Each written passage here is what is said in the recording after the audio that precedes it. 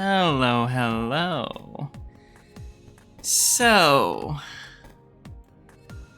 here I am. Let me just wait until. Wait, I unmuted myself, right? I did. My god, I'm so forgetful all the times. Bleh.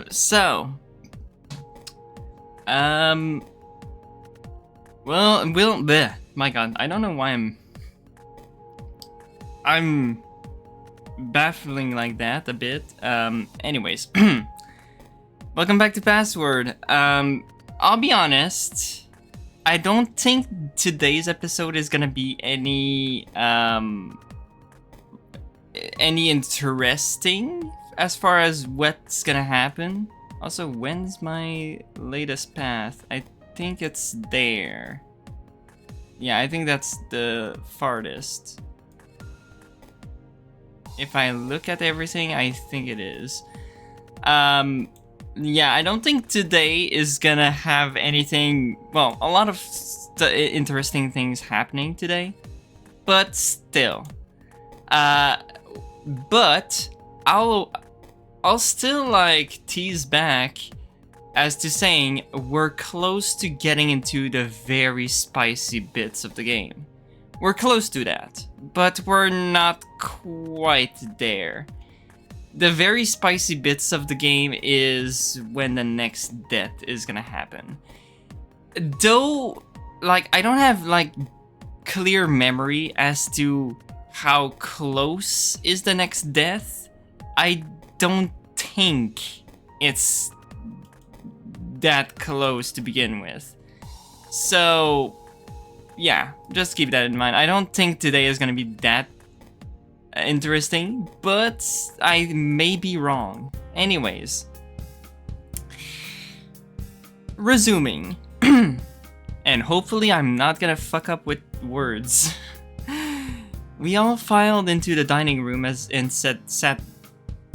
Great start, and sat down. My god, I felt happier, at ease based on how. Oh my god. At ease based on just how the day had turned out.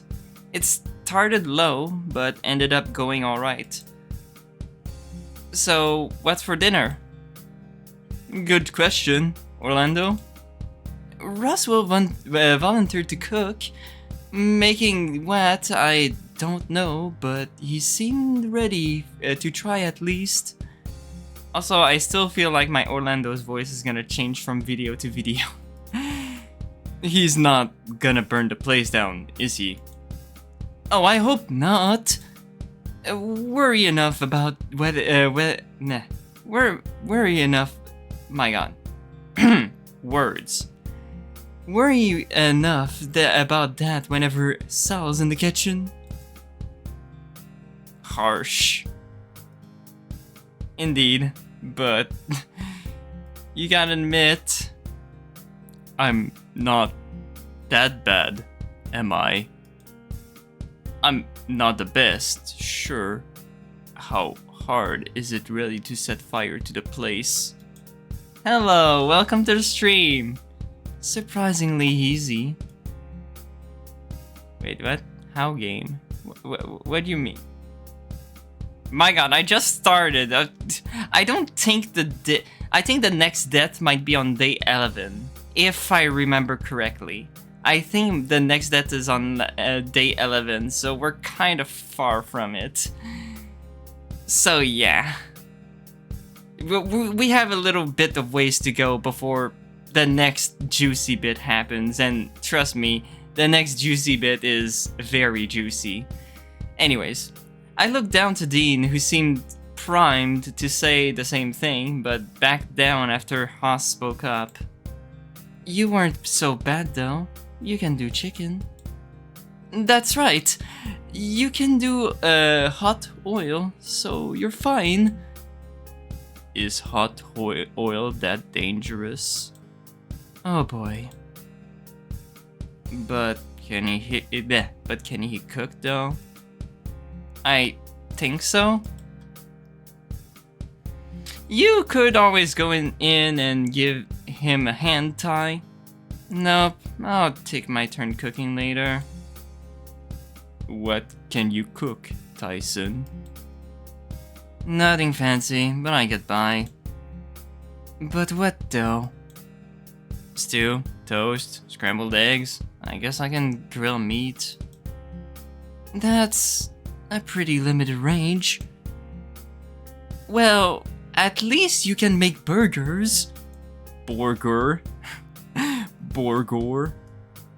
They're good burgers at least. Hey, I like a good burger. Reckon we can put you on dinner tomorrow? Seriously? Yeah. And if you need help, I'm sure someone will be willing to lend a hand. Put me down to help. Really? Of course. Shouldn't be too hard, right? There's what? Wait, there's what? Oh yeah. Orlando started to count on his fingers. 9, right? 9. Why 9?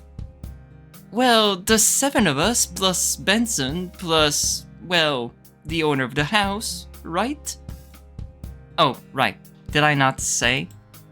Say what? Oh, I ran into Benson this morning and apparently he's gone on vacation. Just like that? Apparently, yeah. Well, that would have been nice to know. Why didn't you say earlier?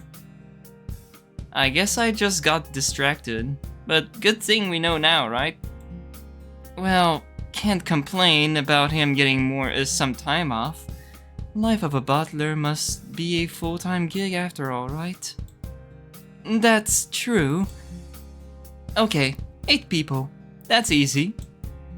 Given how much Dean can put away, and how big Saul is, probably going to be making enough for more like 10.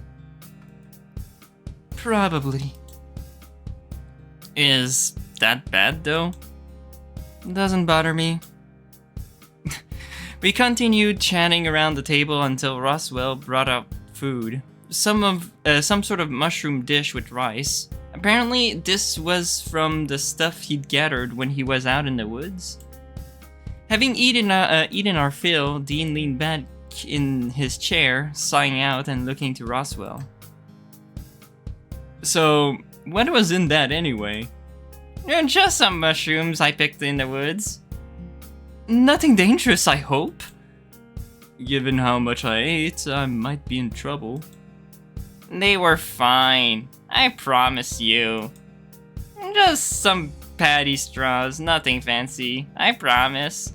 The rest were from the kitchen, from the grocery store, I'm assuming. You get another life. I don't think I did the sound correctly, but whatever. What about the rice, though? Garlic and butter, right? Otherwise, it was just steamed rice, I think. Yep. So it was like a mushroom curry? More like a stew, I think. I sort of panicked and threw everything into a pot and tried to figure out what to make. There's still a little bit left, but probably not enough for another meal. I don't know. It tasted fine to me. I saw Russell start to say something before forcing himself back, scratching his head instead. I'm not picky. I would eat that again. Same here. In any case, thanks for the dinner, Roswell. Thanks, Dave. Well, I'm gonna clean up dinner. I made the mess, so may as well clean it. Can I help? It doesn't seem fair for you to do all the work. Also, I'm constantly wondering, like, can you hear my Saul's voice? Like, do I need to get closer to the mic for Saul's voice, or you can hear my Saul's voice fine? Oh, well, if you want to, I'm not gonna say no, but don't feel pressured to, honest. Okay, good, you can hear my Saul's voice, okay, good. I'll get it done faster that way. I'll meet you in the kitchen. Well, that makes things easy. There was some showing of people stacking their plates to make the trip into the kitchen easier for before people started to peel away. With dinner behind me, I yawned. I didn't feel like I did much today, but I was for sure ready for bed. I looked to my left and Orlando was standing next to me, stretching out his back. He shot me a smile and I looked away, remembering what we had talked about earlier.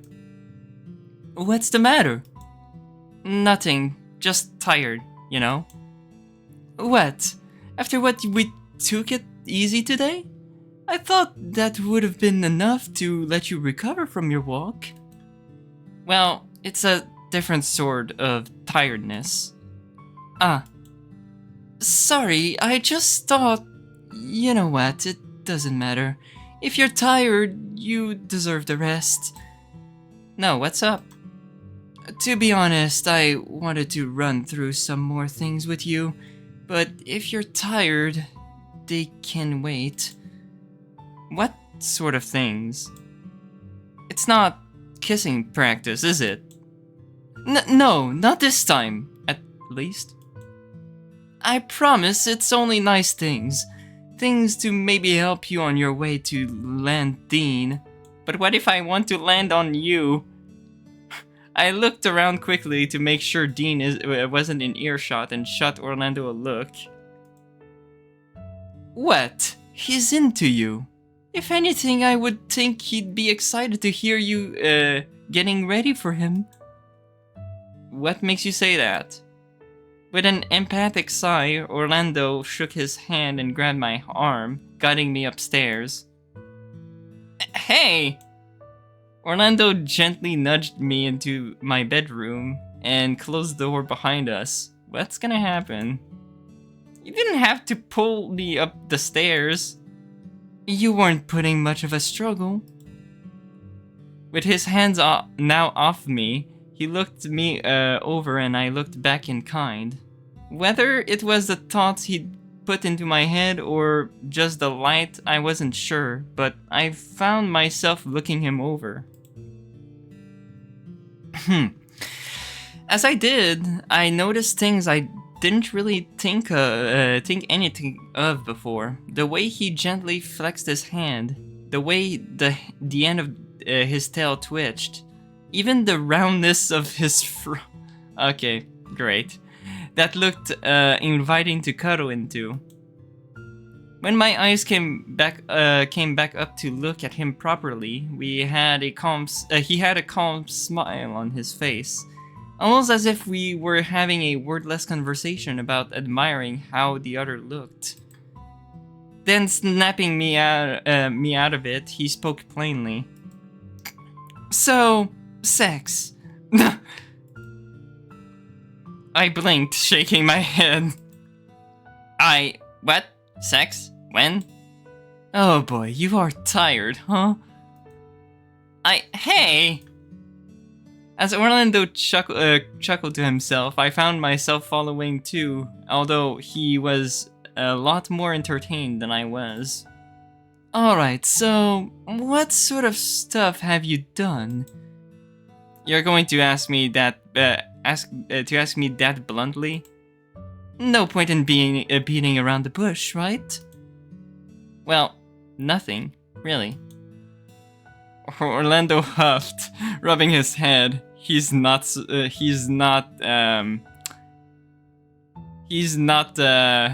impressed. Nothing at all. Not with anyone else, no. But with yourself? I felt my cheek burn under my fur, my tail tucking itself between my legs. You know. Better question. Have you ever explored your body? See what sort of things you like? Not really? Not even a finger? I've thought about it? Does that count? Oh dear. Alright, well... Oh my god. I didn't think we'd need to get into that much detail, but still. Is that bad? I've looked up stuff before, so I'm sort of ready, I guess? Ready how? Well, about how to prepare and stuff. I think I understand that much. So if anything was to maybe happen, I could probably, you know, be ready for the next part. Right. Orlando scratched his head, seemingly thinking something over. After the first minute, I figured to take control of the conversation. As much as I'd like to ask how better to prepare, something else has been bothering me. What is it? Well, it's mostly about you. Me? Yeah, why don't we sit down? I wandered over to the bed and sat down, with Orlando following close behind. As he sat down, I noticed he was playing with his hands. So, how are you? Are you really, like, oh, yeah, my family. Yes, they are mafias. Have you still not figured it out, Dave? I thought it was very obvious by now. Orlando sighed, shaking his head. And this is what happened with Saul, isn't it? Oh.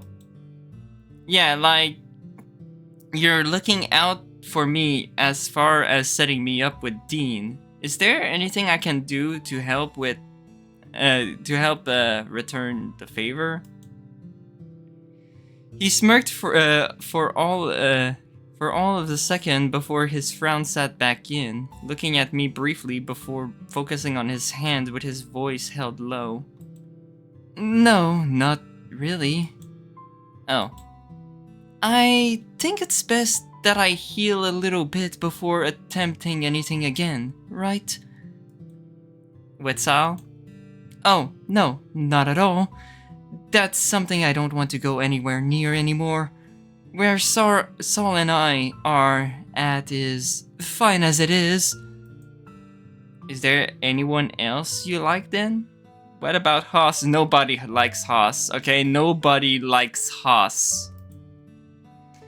As I looked to Orlando with an encouraging smile, it soon faded when I saw his expression. I didn't understand it when it should have been quite obvious. Yeah, because Dave is constantly oblivious to everything. Really? Really what? Don't worry about it. You're just stupid, Dave. As I went to talk, he put a hand on my shoulder. Tell me, you like Dean, right? Like, you actually like him? Come on, Orlando, of course I do. I mean, sure, dating has been hard given, well, ever since that, you know. Orlando nodded slowly, staying quiet. But yeah, I like him. He's warm and kind, and a bit of a dork. I think we get on well. Right, well, you're lucky. You like him, and he likes you, obviously. Sure, but why is that important? Was it not obvious? Not that, just, He patted me on the back, shaking his head, laughing softly. It's not that important. I was just going to say that sometimes when you like someone, it's better to just let them go. Let them go?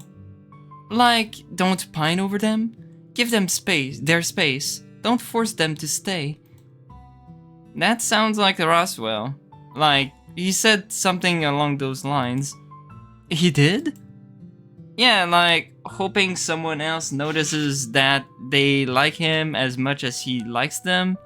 Something like that anyway.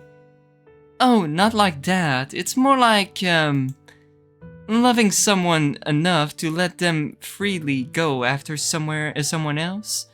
Except that not all love is requited.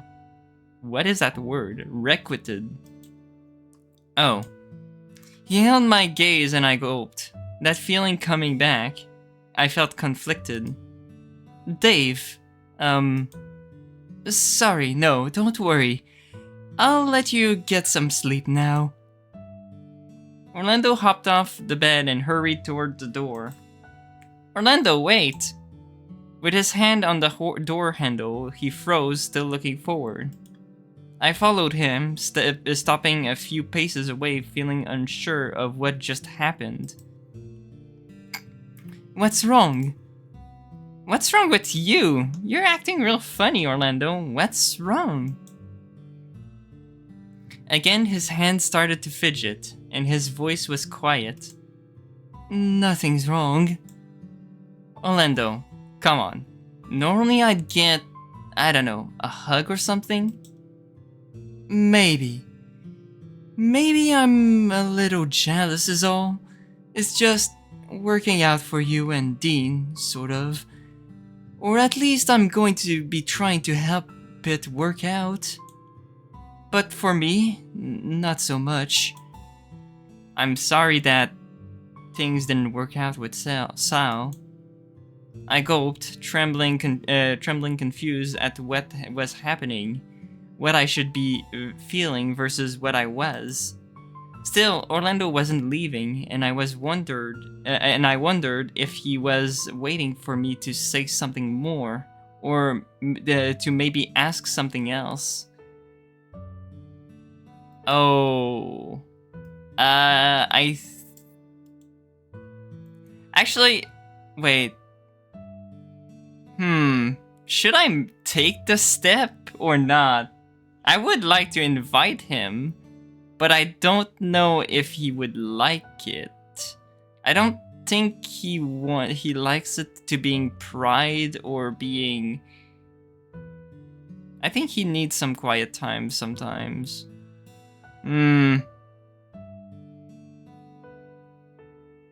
Let's see what happens if I invite him.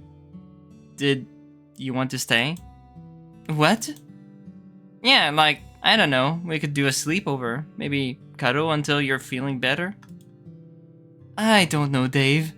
I don't think I'm feeling it tonight. Okay, yeah, no, I think it's not... I don't think it's a good choice. I just reassure him for now. Right? Things will work out, Orlando. Somehow. I saw his shoulders slump, and as much as he could, he whined. Is there anything I can do? You can depend on me too. Gotta pay you back somehow, right? Suddenly he stepped forward and hugged me tight, giving me a gentle squeeze. Orlando? Thank you, Dave. You're sweet, but I think I just need some space to myself for now. Yeah, okay, yeah. As he stepped back, he kissed me gently on the cheek before turning and opening the door. Yeah, he just needs some alone time. My hand went to my cheek, still sort of stunned as he disappeared out of my room, closing the door behind himself. In a daze, I turned the light off and wandered over to the bathroom. I showered, and stumbling around in the dark afterwards, I made it to bed enough to slide on a pair of sleeping shorts and cuddling up under the covers. Something felt off. Something was wrong about Orlando's behavior, and my heart hurt not knowing how to best help. If anything, I had more questions than I had answers. The worst of it was I was finding myself caring less and less about it in favor of just wanting Orlando to be okay. He'd been a great friend to me, and it was confusing me as to if I was just as good a friend back. I doubted it. As I cuddled into my pillow and I thought about Orlando, resolving myself to do better in the morning, I'd think of something to cheer him back up. Day 10. 1/3 of the month. I don't know how long I was asleep for, or how quickly I fell asleep once I was conscious of it. When I opened my eyes, I lay there for a few moments, my body feeling like it was underwater.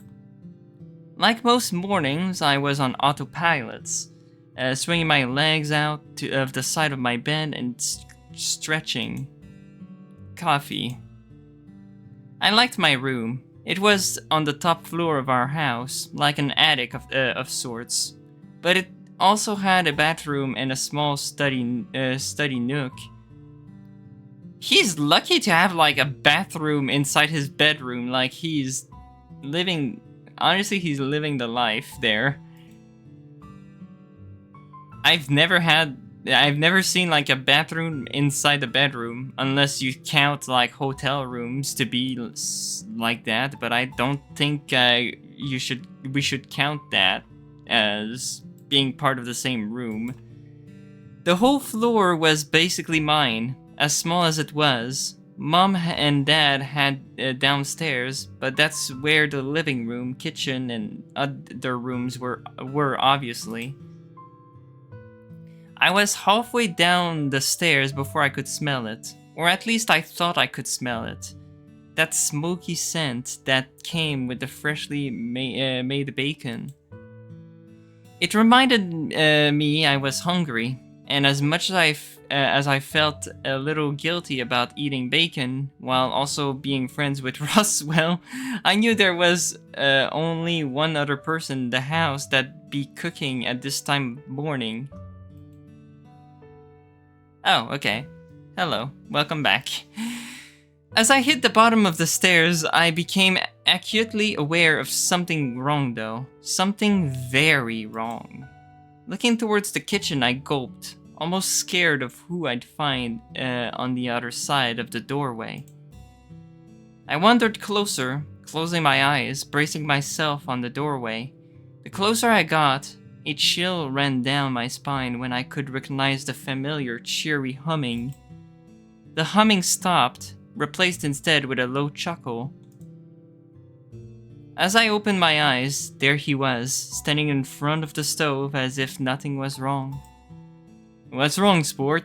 You look like you've seen a ghost." He laughed. He was laughing, and all I could do was stand there watching in shock. If my feet didn't suddenly feel weighted down with an anchor, I would have run. "Sleep all right? Breakfast almost done. Take a seat and I'll serve you up." Wait, no. No? Well, that's a surprise. "Oh, coffee. How could I forget? Like father, like son, right? Give me a second, I'll sort you out." "No, not that. Dad, You what? You have a bad dream?" I found myself drawn to the table, and the next thing I knew, I was sitting down, looking at my dad as he continued to work in the kitchen. No, not a bad dream, I think. "Then what's got you down, little bean? Sore feet? Toothache? Have a fight with your boyfriend?" Wait, I don't have a boyfriend." "No? Huh, could have fooled me." He wandered over, setting down a mug in front of me. The darkest roast of coffee you could imagine. Bleh. "You still look half asleep. Drink up." I reached out for the mug and found it was warm, but I frowned all the same. I needed answers. This was so confusing. "Dad?" "Yes, son?" "What day is it today?" "Don't really know. Why?" I shook my head, opting instead for another approach. "What about the date?" "Don't know that either. Would you believe that I forgot to charge my phone? Mom's already left for work though, so it's just us today." "No, that's not..." He doubled back to the other side of the kitchen, bringing over a plate of scrambled eggs and bacon. Sitting next to me, he handed me the plate, and I watched him take the first mouthful. It was less a plate and more like a shared platter of food with how much he made, but Dad was always a fan of big breakfast. "Dan?" "Yes." "What's your name?" "My name? You know my name, sport."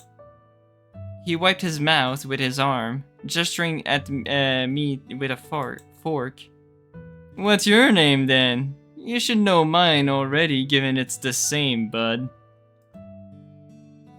Not the same, but close. I think his name is David. So it's not quite Dave, but it's close enough to Dave. I grumbled, folding my arms. That's not what I meant. What's the matter, Dave? Normally we're fighting over the bacon by now, and you haven't even even had a banana or touched your coffee, so something's up. True, I whined, not wanting to bring it up. You're real, right? Like, you're actually there, right? Of course I am. Why shouldn't I be? Wouldn't I be?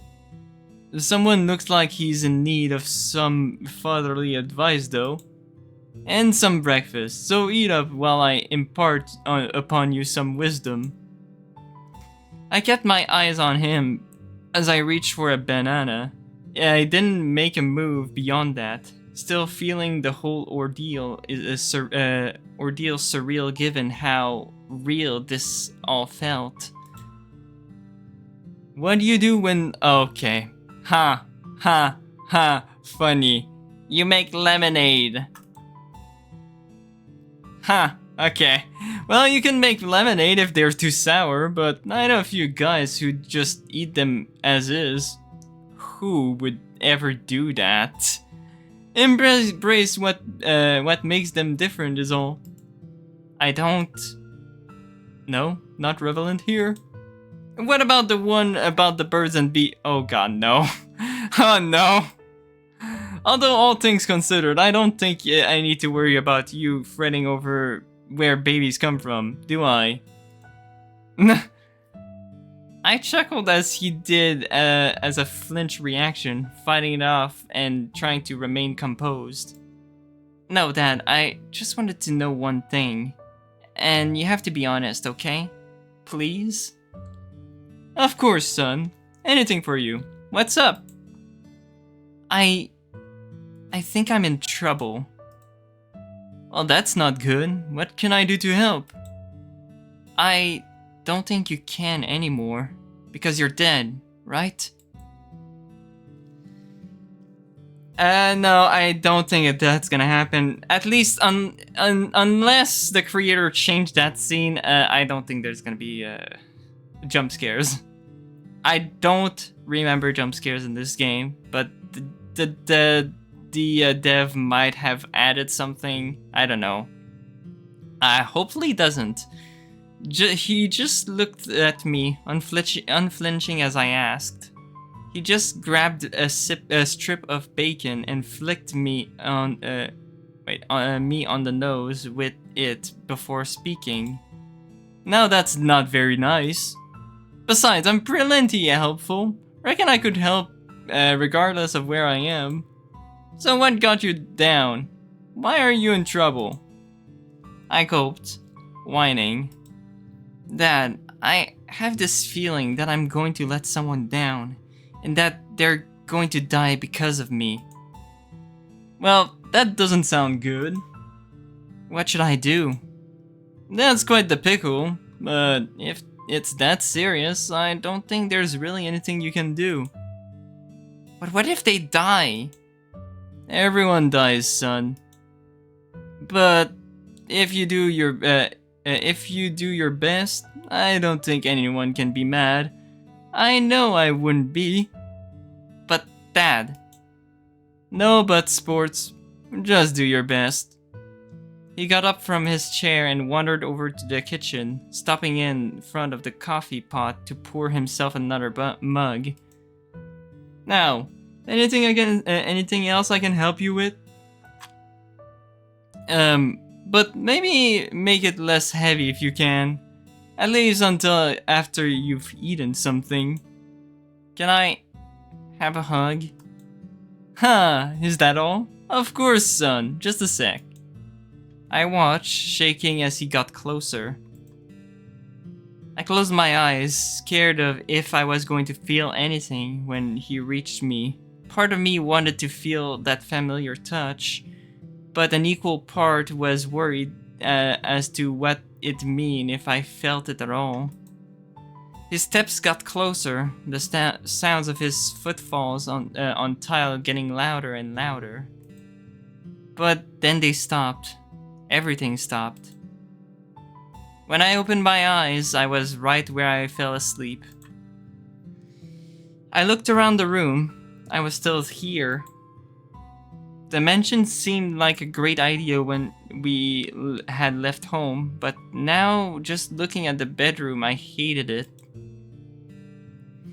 It was a reminder that I was now involved in something that I was only half sure even existed. Death, or the risk of it, was lingering over us. Apparently, what if Oswin was saying held any truth? Even then, there were the visions I was seeing whenever I touched the vault. It was enough to make me not want to touch the thing ever again. I swung my legs over the side of the bed and rubbed my neck. It was sore. Maybe I just slept funny, but that was hardly the only pain I was feeling this morning, given the dream I just had. I got dressed and made my way downstairs. It was earlier than what anyone really should be awake, but I couldn't sleep. Maybe it was before dawn, but I didn't really have the thoughts to check specifics. When I reached the bottom of the stairs, I yawned, stretching again as I contemplated making coffee and sitting in the dining room. Hold on. With Benson now gone, it wasn't an option to expect him to make me one if I asked. There wasn't any guarantee that he would have been awake at this time anyway. Thinking it over again, the thought of coffee made my stomach churn. It wasn't Dad's coffee, and for whatever reason my mind had decided to play that trick on me. Having anything but his blend wouldn't be as fulfilling. Dave? I looked up, seeing Haas frozen in place, staring at me as if I caught off guard. My eyes darted down to the small black device in his hand and the wires sticking out of it before he shoved it back into his pocket. You're up early. Yeah, what? Why are you up too? What was that anyway? I gestured to his now bulging pocket with one hand while I rubbed my eyes with the other.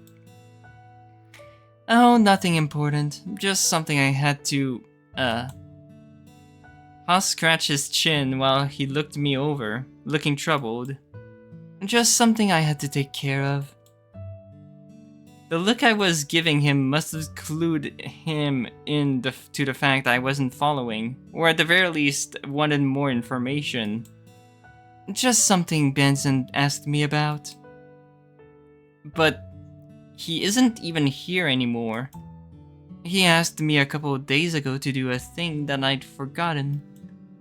Must have been pretty important for you to lose sleep over it, right? Important enough, at least. Better question, why are you awake? I couldn't sleep. Okay, and the real reason? You seem like you just woke up and didn't want to stay in bed. Which, all things considered, I would have assumed you would have wanted to stay in bed. What do you mean? You weren't cuddled up all comfy in bed. I was for a bit, sure, but... Not to mention yesterday morning where you slept most of the day away.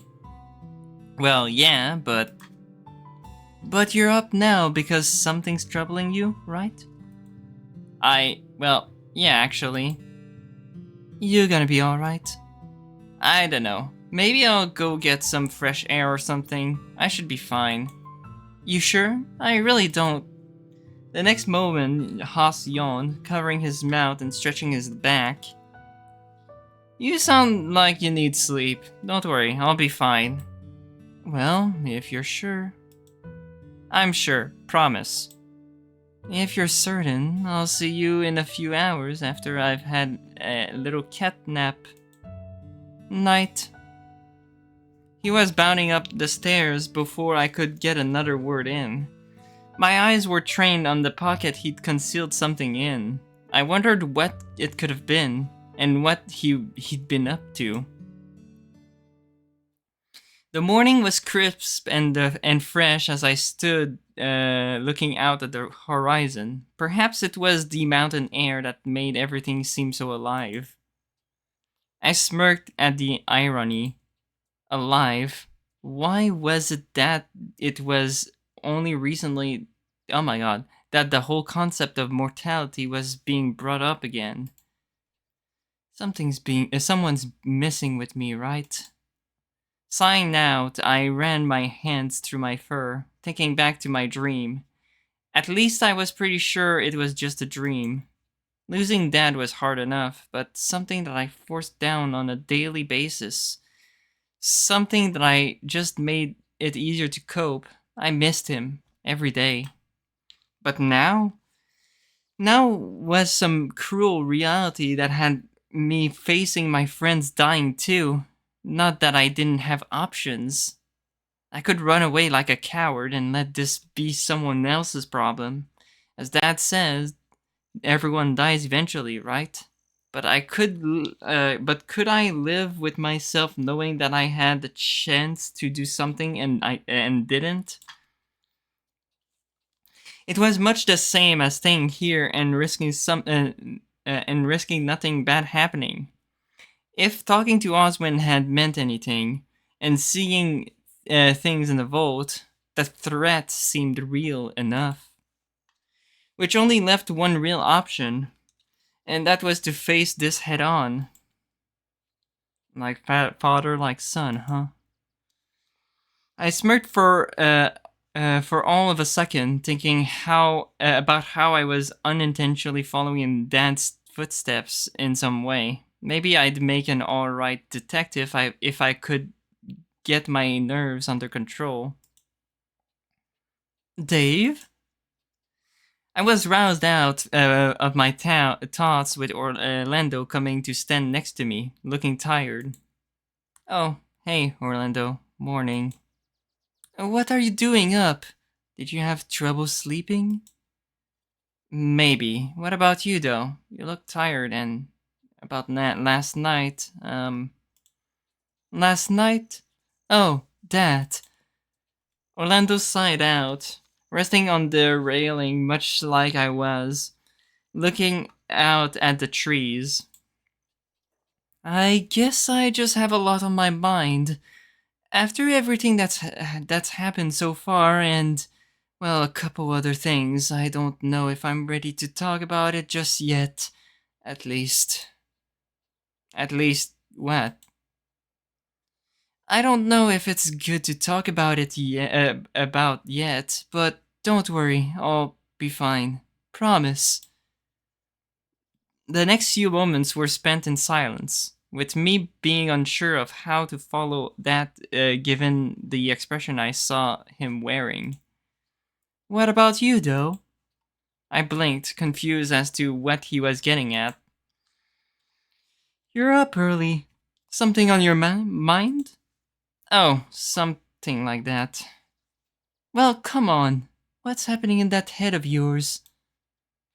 I've just been thinking about Dad lately. Oh. No, I mean, like, try and follow in his footsteps. Orlando started to fidget next to me, keeping his gaze elsewhere. I figure that's the best chance I've got at keeping everyone alive.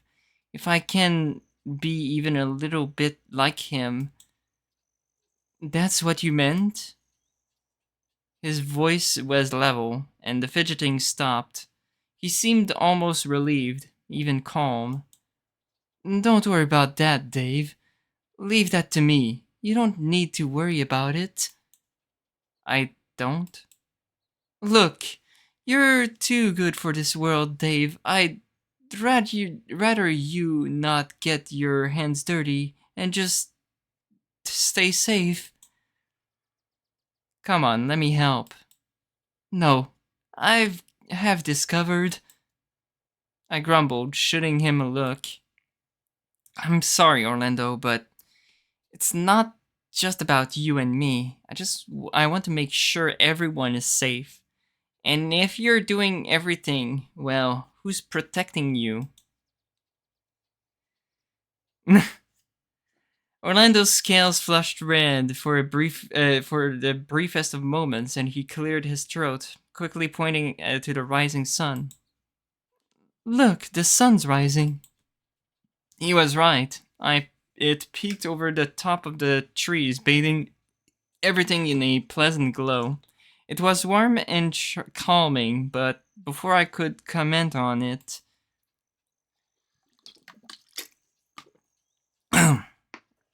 Orlando was already on his way inside. I sighed, wondering if I'd said something again. Maybe he was just tired, or maybe it was my own tiredness catching up to me. It was quickly getting to the point that I would be willing to settle for a cup of tea if it meant we could just sit down and talk. I felt hanging out and playing games wouldn't be the most appropriate thing to do here. I spent the next bit watching the world go by, trying to piece together what little I had to go on. If I was going to try and be like my dad, I had best start getting into the mindset. It was quiet, despite having the chance to talk to someone already. I felt slightly lonely. If it wasn't for the faint hum from the coffee machine brewing, I would have been in complete silence. With Benson gone, I wondered if I'd see more of Oswin around. After all, without a butler, he'd have to show up at some point to get food, right? A sudden ding from the machine in front of me signaled that it was done. I'd already prepared my mug, the milk, and the sugar on standby. Wasting no more time, I poured myself a mug of coffee and sighed out at the familiar scent. I warmed my hands on the mug before me on the counter, letting my mind wander. Should I have just stayed in bed? Oh my god. Such a coincidence that I yawn just as I say this line. That's weird. I slept well, though. There was nothing stopping from going back if I wanted to. Taking a sip from the coffee, I reinforced my decision to stay up and wait for the others to resurface. Chances were that Saul and Haas would be up first, followed by Orlando, then Roswell, Dean, then Tyson. Or at least that was my guess. Someone was going to need to sort out breakfast with Benson gone, which was either up to me or I could leave it up to Orlando. Yeah, sure, let's do breakfast. I took another gulp of coffee before nodding to myself. Making lunch wasn't hard, breakfast wouldn't be any different. Besides, it was just another thing I could do to keep them together. There were many options of what to do. I could grab all the things out and just toast and cereal to keep it basic. A fond smile found its way on my face as I recalled the dream I had. While I couldn't do bacon and eggs, I could do the next best thing. Sure, I'd been through this dance once while we are here, so another time wouldn't hurt. Collecting the ingredients wasn't hard. I knew what to look for. Beyond that, mixing the batter up wasn't hard either. Okay, let's get this underway. Aw, that's cute. That's cute. That is very cute. I remembered once that Orlando kept things warm in the oven, and given how many pancakes I was planning on making, I needed to make sure they stayed that way. Turning it on and putting it at the lowest setting should have been fine. The oven itself had a keep warm setting, so that should have been fine, right? As I cooked off the batter, I just thought of Dad, a goofy smile on my face. Maybe a part of it was how I looked forward to doing this for someone I loved one day. By the time I was ready, I headed on into the dining room with the pancakes keeping warm in the oven. Oh, good morning, guys. Good morning, Dave. Been cooking? Yeah, I figured that I'd try making breakfast for everyone. I'm not sure I do, but seeing you in high spirits is nice all the same. So though, I'm fine. Just tired still. Not going back to bed? Or nap? No. That's more Dean's thing. He has enough trouble sleeping as it is. I'd rather just put up with it and for now and make sure I get a decent sleep tonight. Oh yeah, that whole keeping your sleeping schedules in check. Is that important? Dave, you'd know this if you didn't nap all the time. But napping is good. We chatted for a while waiting for the others to arrive. One by one, they filed in and sat down, and when everyone was seated, I went and retrieved breakfast. I wandered to the oven and checked the pancakes I'd left in there, not burning, so that's a plus. Assembling the rest of what I needed, I made my way back out into the dining room. When we were all settled, we started to eat. Coffee was hard. Not. What did I say? Coffee was hard. What the frick, brain? Coffee was had. And while a lot of us seemed tired, there were smiles. Even I were one, but it was hard to maintain. I wasn't sure I was willing to go through with what I had originally planned. Yeah, imagine your coffee just being a brick. That's some great coffee. A brick. Thinking about it while you're by yourself was one thing, but seeing all my friends at the table, feeling that I alone was responsible for keeping them alive, I don't feel so good. What was that, Dave? He said he didn't feel well. Is it nausea? Stress? You've had coffee, so it can't be that. Saul slid over a glass of water to me and I took it eagerly, drinking quickly. Geez, what's gotten into you? Maybe it's a combination of things. I promise I'll be fine, fresh air. The moment I stepped outside, I sighed out in relief, doubling over and supporting myself on my knees. I was panicking, and I wasn't entirely sure why, but sure enough... The fuck was that? No kidding. I straightened, cracking my back and sighing out again. You're a fucking dork. Seriously, Dave.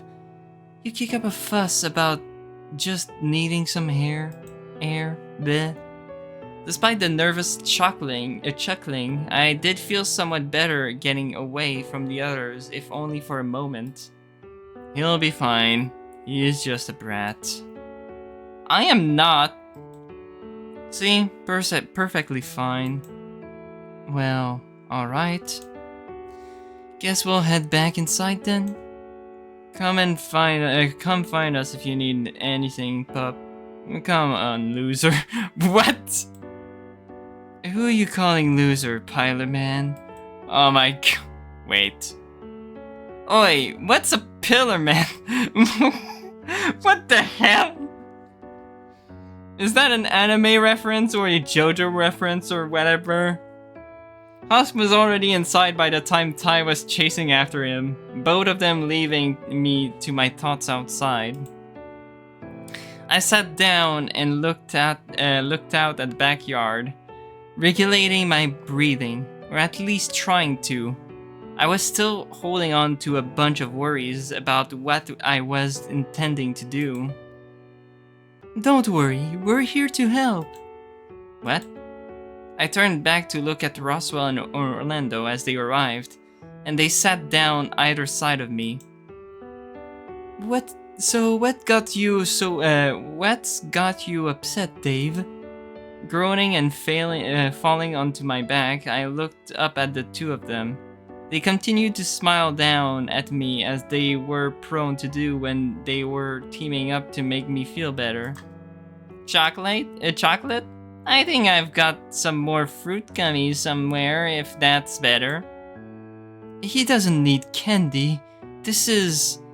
What is this again? Husk gave us the signal to go assist. Nah, I grumbled, rubbing my face. It's nothing, really. I'm fine. Yeah, like we haven't heard that one before. Okay, so, fine, you got me. Things aren't fine. Did something happen?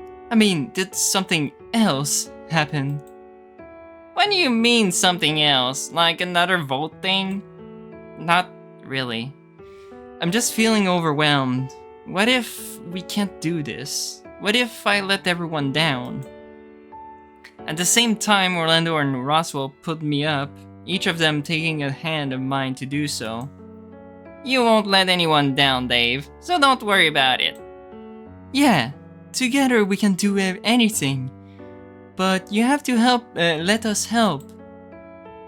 I was then crushed between them, or rather, I was tackled by Roswell and then squeezed tight by Orlando, throwing his arms around the both of us.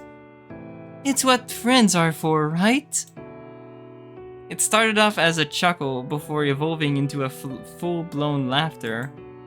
Maybe I just needed another hug, or maybe it was just the reassurance from everyone up to this point that made it sink in. I wasn't alone. Someone feeling better? Maybe a little. Well, that's a start. But how do we continue? What did you need? I turned to Orlando, flashing him a wry smile. You're not gonna like this, but time to make my dad proud. You don't mean... You two already up to speed on something? I wanna know too. Dave, I don't want another Volt thing to happen again. I don't want to see anyone die, so... I want to look into what I saw and why it happened. I told you earlier, you just leave that to me. And I told you, Orlando, that someone has to keep you safe, and that's going to be me. Jeez, if you're doing any investigating, mind if I tag alone? Yes. You two might need someone more academically inclined after all. I'm sure I can be helpful. You did not just call us idiots, did you? Yes, I did. If that's what you want to take from that, by all means. But my intention was that while you two are going back and forth about who's keeping who safe, someone needs to keep a level head. And that someone? Me, obviously. Is that okay? Of course! Of course it's not. We're not seriously going to... Sorry, Orlando, but I have to. If only to put my head at ease. He grumbled, and Orlando patted me on the shoulder. Go get ready, and we'll meet you in a bit. I'll find out details from Orlando, and we'll go from there. Okay, so interesting thing about that scene. That scene happened with every single route, including Roswell's. So, like, a few days after the first death, or like, day 10, I assume. On every route, there's gonna be some investigation on the death in question. So that's gonna be the investigation on Orlando's death. So yeah. There's always the investigation part in each route. Nodding to Roswell, I gave Orlando one last apologetic look before heading out inside. Getting ready first and foremost included a shower to freshen up and relax. If anything, the hot water cleared my head a little bit. It had the added benefit of waking me up more too. Roswell said I should get ready, and I assumed that meant gathering a few things to make the investigation go a little smoother. The first, my notebook. I figured that while I was intending to use this as more like of a journal, having things written down might just be a better way to keep my thoughts organized. I wondered if Roswell was going to bring his, but all I knew is that I should probably bring my own to take my own notes. Next up, phone, just in case I needed to call someone or use something on it. I guess it could be used as a backup notebook, but that's only an option so long as it stays charged. I'd already let it run out once, so having something like my notebook makes sense to have as my primary method of recording information. Ready to go, I returned to the foyer to look for the others. Seeing no one around, I headed downstairs, expecting them to maybe have gone on ahead. Guys? A few more steps forward, I heard them nearby talking quietly about something. I couldn't quite make it out, but eventually they stopped, calling me to join them in front of the vault. Glad you could join us, Dave. I looked to Orlando, who seemed bothered by what we were doing, but this was for his own good. I got the vague details from Orlando, but why don't you bring me up to speed? Last chance. We don't need to do this. I think we do, Orlando. I think we do if we have any chance. If we have any chance in making sure it can't happen again, right? Scratching his head, looking between Roswell and I didn't need it to look at Roswell. All I had to do was keep my eyes trained on Orlando when he made eyes contact. Okay. So, a few nights ago, I stopped Orlando from spending the night here, right? Right. Would have been 3-4 days ago? Something like that anyway. Okay, but why? This comes down to what I saw in the vault. How Dave died. There was a silence from all three of us immediately following Orlando's comment. My eyes looking toward the door. After a while of no one talking, I continued the explanation. We were just hanging out, but I went to the vault after noticing Orlando wandering off to go and check something. When I found him, he had a knife and, well, come clean. A knife? Why? I was going to use it to fight whoever tried messing with the vault. After all, if I saw Dave die, then someone would have needed to do it. Someone would have needed to do something to put that image in my head. Right? Well, that's something at least. Where does that leave us? With this? I gestured at the vault door and watched as Roswell thought it over, setting aside his notebook. That's an easy one. We need to know what you saw. After all, you came down here at some point, saw Orlando, and went to save him from doing, well, what he said, right? It was just me sleeping, right? With a kitchen knife?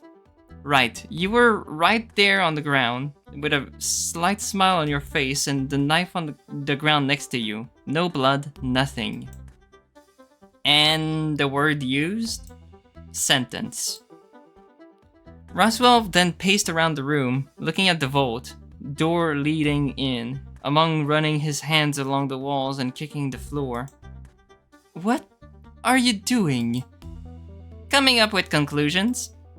Alright, so if Orlando was keeping guard of the vault in your vision, explaining the knife, then the only point of entry would be the door we all use to get into this room, right? No chance of chance of the vault door itself opening. It's unlikely. I'm just going off an assumption, but were you on your back or your front? Oh, on his back. Why? Well, if he was expecting someone to come in to use the vault, he'd be facing away from it. Any attack from behind would make him fall on his front, right? That's actually smart. I didn't thought about that. He was tackled from behind. Or, wait, what? I guess that makes sense. But what about the state of the body? Orlando filled him in on what he told me, including his theory about the lethal injection and such. For me, I gravitated toward the keypad looking it over.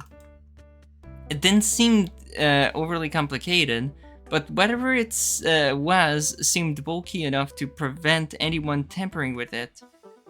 I thought about what Oswin had said, but about what could have be behind this door, and turned around to see a smile form on Roswell's face.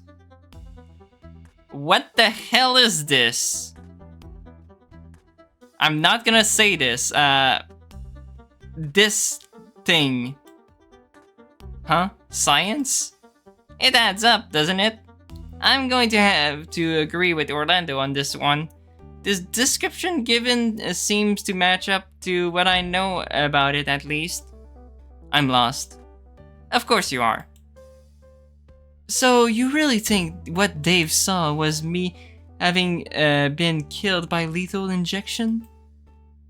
If that's all we've got to go off, there's only a few things that fit it without knowing period of time or having an autopsy report at all. It's hard to really know. There's nothing else we can use? Oh, I didn't say that. If Orlando was killed with a lethal injection, or at least the muscle relaxant part, then we can start narrowing down suspects. We can? Really? Yep. Whatever this is a controlled substance, as you might imagine, given what it's used for. Only someone with, well, ability to legally get it. It really just comes down to anyone with a medical license. I froze, knowing one person, who'd fit that criteria. My God, words, criteria in this very house, or at least someone who might have still had his license if he hadn't lost it. It's funnily a common enough thing to find in hospitals too, but you know that already, right, Dave? No? No? Your mother never talks about what she does at work? She had, but not to the point of explicitly naming chemicals. Even then, I wouldn't just remember something like that. Why would I? Okay, but do you know about it then? My dad works with criminals a lot. Sometimes a case doesn't go right and, well, off to the... Well, I guess it's not the electric chair these days, but you get my point. You, on the other hand, you would know about it because of your family, right? Oh my God, are you serious? Or... How Dave is still oblivious to it? I looked to Orlando, unsure of what to do here, but I figured I'd try and help out. Dave, snap out of it. Snap out of it. Orlando's parents are not bankers. Get this idea out of your goddamn mind. What would bankers need with something like that? Roswell huffed. Look at me quickly before going back to Orlando. He doesn't know. No, I told him. I assumed he already knew, but apparently not. How are you still oblivious to that, Dave? I've told you many times. My parents are the mafia. My god, Dave. Oh, well, that makes things easier. Dave, I already know about Orlando's family. It's fine. Really? I'm fairly certain Huss knows. Either that or he doesn't really care. I would have expected you'd have caught on being the son of a cop after all. Dave's just stupid. Hey, Orlando's just Orlando. Doesn't matter what his family does, right? He's a good enough guy. It never crossed my mind. With a slight sniffle, Orlando threw an arm over my shoulder. You are precious to think that, Dave. I wouldn't be so quick to say that. If you look peaceful in the vision they've got, our suspects are limited to people that you drop your guard completely around. Namely, Saul and Dave. Me? Unless I'm wrong about Saul. Orlando stepped away from me towards Roswell, smoke wafting from his nostrils. Oh god. How dare you accuse either of them? They're our friends! Don't blame me. They're likely the suspects. If you're not going to see reason about it, then what's the point? Unless you've grown that close to Haas without any of us seeing, only Saul and Dave fit the criteria of people you'd relax around unconditionally. I moved Orlando back gently while he fumed, looking to Roswell. I don't think Saul would had it in him to kill Orlando. He looks at him like a brother. Exactly. And there's another point anyway. Sourcing the stuff would be hard enough for either of them, so chances are they're in the clear. Hard enough to get it without worrying about administrating it without a fight. Oswin. Had to be, right? A former doctor living in the same house, but a lot of that hinged on Orlando having met him before. But this was before he'd become known to everyone, or at least before I'd met him. Had he planned to kill Orlando and then meet with me when that didn't work? Well, it's a no-brainer that obviously my family has enemies that I'd be a target. You tend to just get used to that being your reality. Agreed, or at least what makes sense to me. If Dave only found out about your family recently too, that rules him out as a likely suspect, given he has no motive. Someone can kill without motive. Motives doesn't mean shit. Sal, though.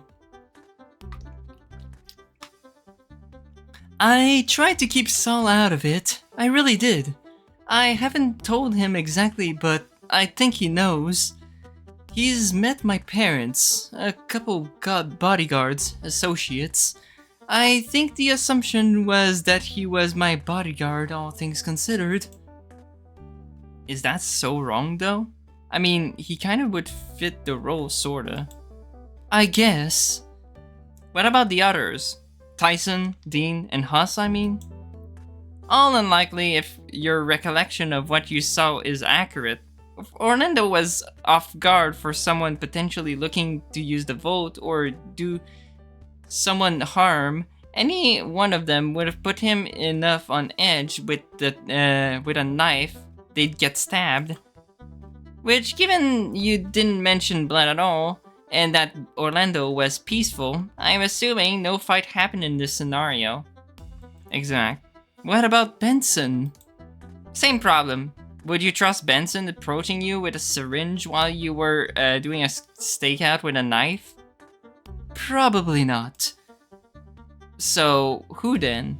It had to have been someone, right? Silence followed my question. Roswell staring at Orlando seemingly conflicted.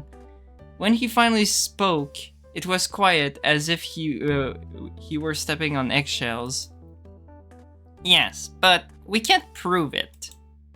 I sat down on the ground, looking about the room. It seemed really plain, almost too plain outside the door that for now remained closed. Well, if that's all there is to it, maybe we should take our research somewhere else. But where? Somewhere that might have that muscle relaxant. Not that I know where that is, but that's the only other lead we have right now. Hey guys. I was only half listening to them talk, but something was bothering me about the room the longer I sat there. Does this room seem too normal to you? Normal? We're talking about the same room, right? Orlando walked over to the vault door and knocked on it, the metal sound echoing off the walls. Yeah, like, I don't know. For something that has something so important, I would have thought there'd be something more to this room. Well, I've had a good look. If you've got any questions, I'm happy to answer them for you. I'll try to, at least. Okay, well, I think I have to ask about all of them. While I was sitting there, I knocked on the floor, wondering if something would give. Anything notable about the flooring? Roswell seemed to think it over a little bit before shaking his head. I didn't think so. Really? After all, that's your response? Hey, I don't know everything.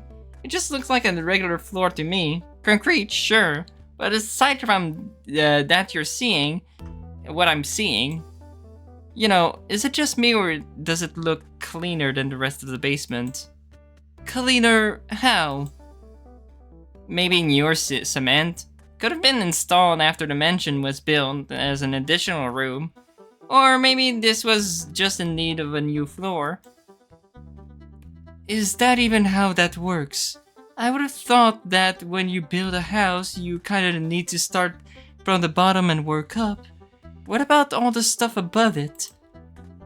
I think I remember something about you being able to suspend upper floors with support beams while you work. Really? For a 3-story house? What about all the way that way? Hey, we don't actually we don't know exactly how much this of this room is actually under the rest of the house, right? Either way, it's not really that it's not all that important. I mean, we could probably figure it out if we went back upstairs. It's not important. Regardless of when it was made or installed or built or whatever, there's nothing special about the floor. It's just some concrete slab as far as I can tell. So no secret doors or floors below this one. At the very least, none under this room.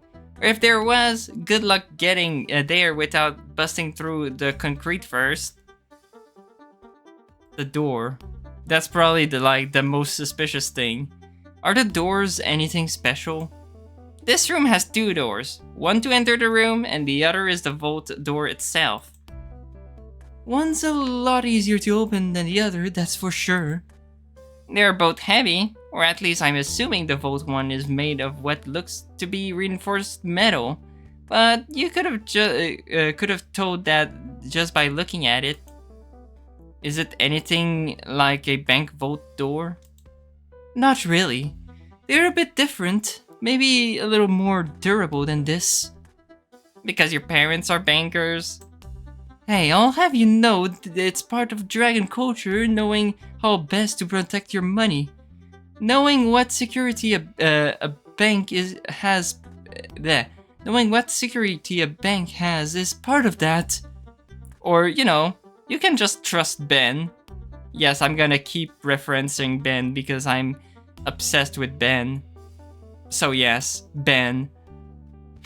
I looked to Roswell, who seemed to have the same thought as me. Chances were that it wasn't just dragon culture that was contributing factor as to why Orlando was thought about bank vaults. Indeed. Either way, the door leading into this room specifically isn't all that special. Maybe a little bit more robust, but I'm not a door guy. Okay, so I have to do all of them. Nah. That would be funny. I ran my head along the wall nearby before looking again to Roswell. Anything notable about these walls? Aside from being solid? No. Really? Nothing like a special compartment or something? No hidden panels or vents? Or let some sort of gas in to knock us out? The vents. Oh no. Why would gas get vented into the room? Oh, for the blackout part? Yeah. You can accomplish that sort of thing in other ways too, which seems more likely given there's nothing special with the walls as far as I can tell. Oh my god, no. No. What other sort of things? I remember my head hurting, but I always just assumed that because it was because I fell over and bumped it. Well, the sound is one way. Bleh. Sound? Like listening to it really loud that makes your ears ring? That I can confirm. Yeah, if you listen to a sound that is way too loud for a too much long period of time, it's gonna cause severe consequences to your ears. That's why it's recommended to ideally not go over 70 hertz, at least for longer session of sounds. I've been taught that from studying in sound stuff, so yeah. Kind of. It's less that and more like the frequency. Roswell, no, you're wrong. The loudness can do that too. And the frequency, honestly, not really. Our ears are more sensitive to higher pitch, but that's it. Like higher pitch is going to make us flinch, but nothing more than that, really. It's not gonna cause a headache, really. It's just going to make us flinch. Because the human ears are more sensitive to the higher pitch, because the higher pitch is where the range of a baby is. And, well, the human ears adapted to recognize that sound, so babies don't die. It's just like a survival instinct that we have kept. At the right pitch, you can knock someone out cold, or do any number of things. I read about it once, but I didn't find it too interesting. Roswell, you're wrong on there. But that need a speaker, and you said that there's none of those. True, but if it's resonating through the wall into you, it could still be affecting you. No matter what's on the other side of these walls, and this is isn't really something I know too much about. This part, though, I agree with Roswell. Sound can reverberate through the walls as long as the walls doesn't have some dampening fabric to it, like no foam or something to it. Then the sound can reach the other side of the door. Yes. But it's going to be weaker because the sound bounces off walls. You're just gonna hear it faintly. But what could it be something? But that could be something to consider. I don't think so. I stood up, scratching my head. So that's it, huh? What do you mean? So there's nothing special about the room. Our main lead is Saul, who Orlando is convinced he wouldn't do it. The murder weapon is a thing from a hospital that's hard to get unless you're a doctor. When you put it that way.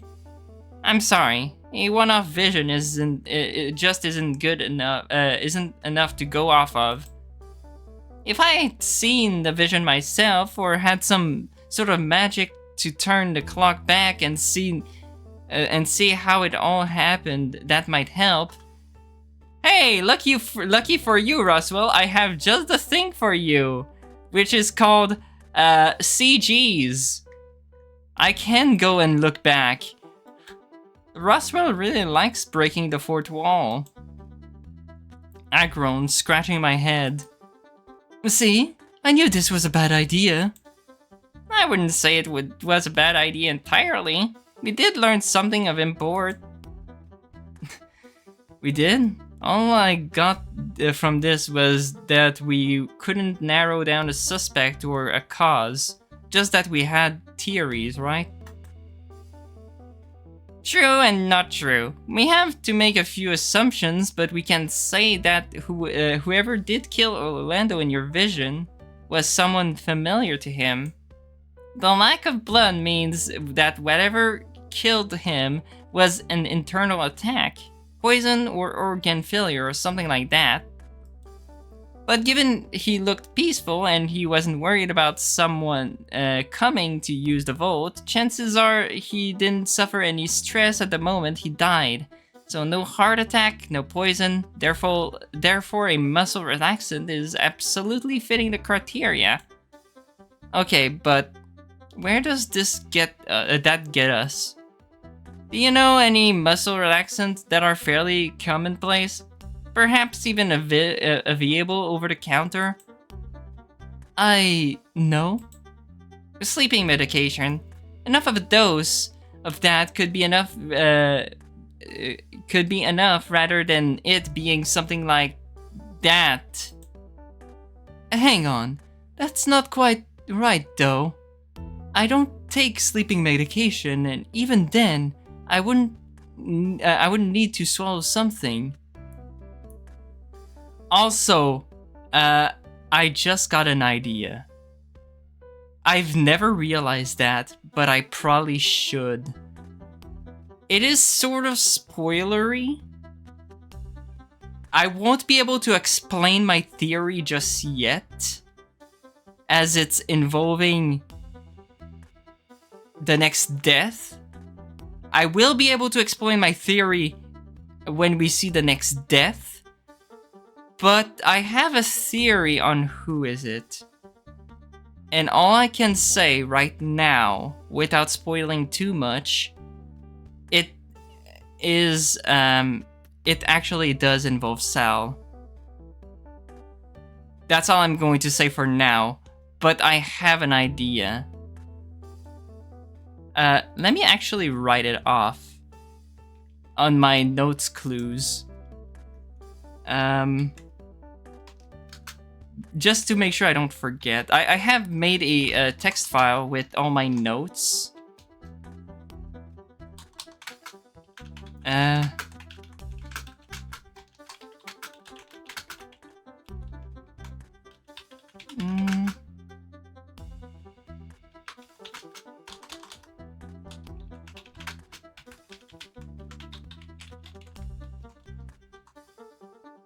It might be that. Okay, I made a note of that in my So yeah, I'm going to be able to explain that later, but I cannot explain it now. Trust me, it's gonna make some sense. Alright, well, nuts. There goes that idea. If you were on edge, I guess no one's giving you some pills and a glass of water and getting away with that. Not much of an upside, but at least that brings us around to an injection. Faster, and faster again if you were to say pneumatic injector. Bless you. I didn't sneeze. A pneumatic injector is like, it's like an injection gun. It uses air to get stuff into the body fast, and sometimes bones too. How do you know that? Video games? Ah, but even then, it's come up a few times in conversation with Sal. When you've got hard skills, sometimes that's just an easier way to administer medicine. Huh, I didn't know things like that actually existed. As I pondered over my thoughts, Roswell picked up his notebook with a smile. I'm going to go make myself a cup of tea and write all of this down while it's fresh. I should have been doing it while we were going, but you know, I got distracted. Oh right, I should do the same, huh? Given Roswell's heading to the kitchen, maybe we should all go to have some tea and just wait until lunch. Great, I'll meet you guys up there. Roswell races out of the room soon after, not bothering to see if we were going to be following immediately behind or not. He was in a hurry. As I turned back to Orlando, though, he was shuddering, wiping his eyes. Hey, what's wrong? What happened? Just this. We didn't get any closer, and it was just a reminder that my attempt to protect you failed badly. How is that bad, though? Given the vote showed me dead on the floor, I'd say that's pretty bad. No, I mean, I stopped you from doing it all, and that turned out good, right? With a sigh, Orlando nodded. I guess so, but still. Hey, so, I know this didn't really go anywhere, but thanks for letting me try, I guess.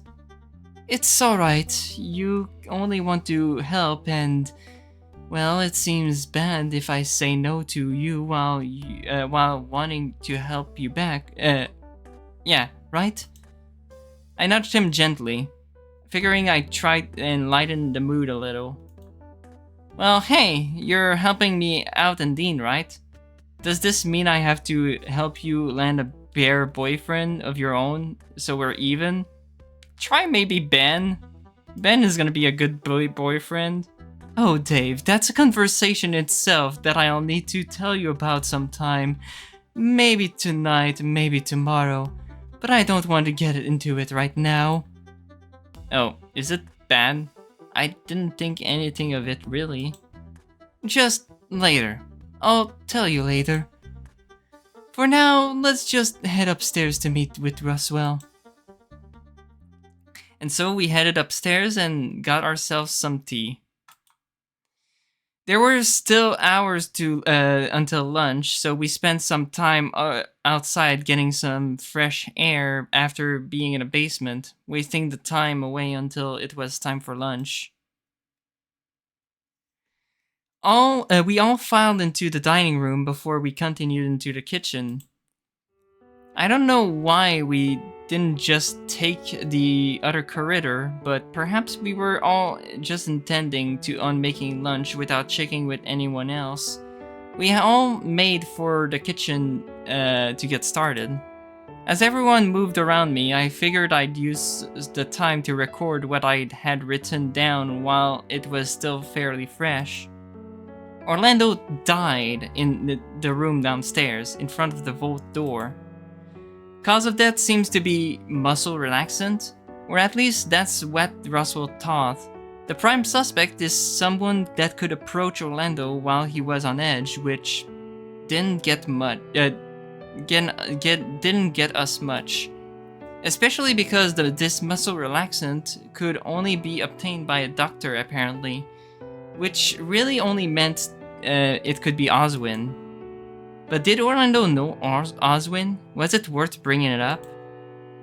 Looking at everyone around, I wondered if it could have been any of them instead of Oswin.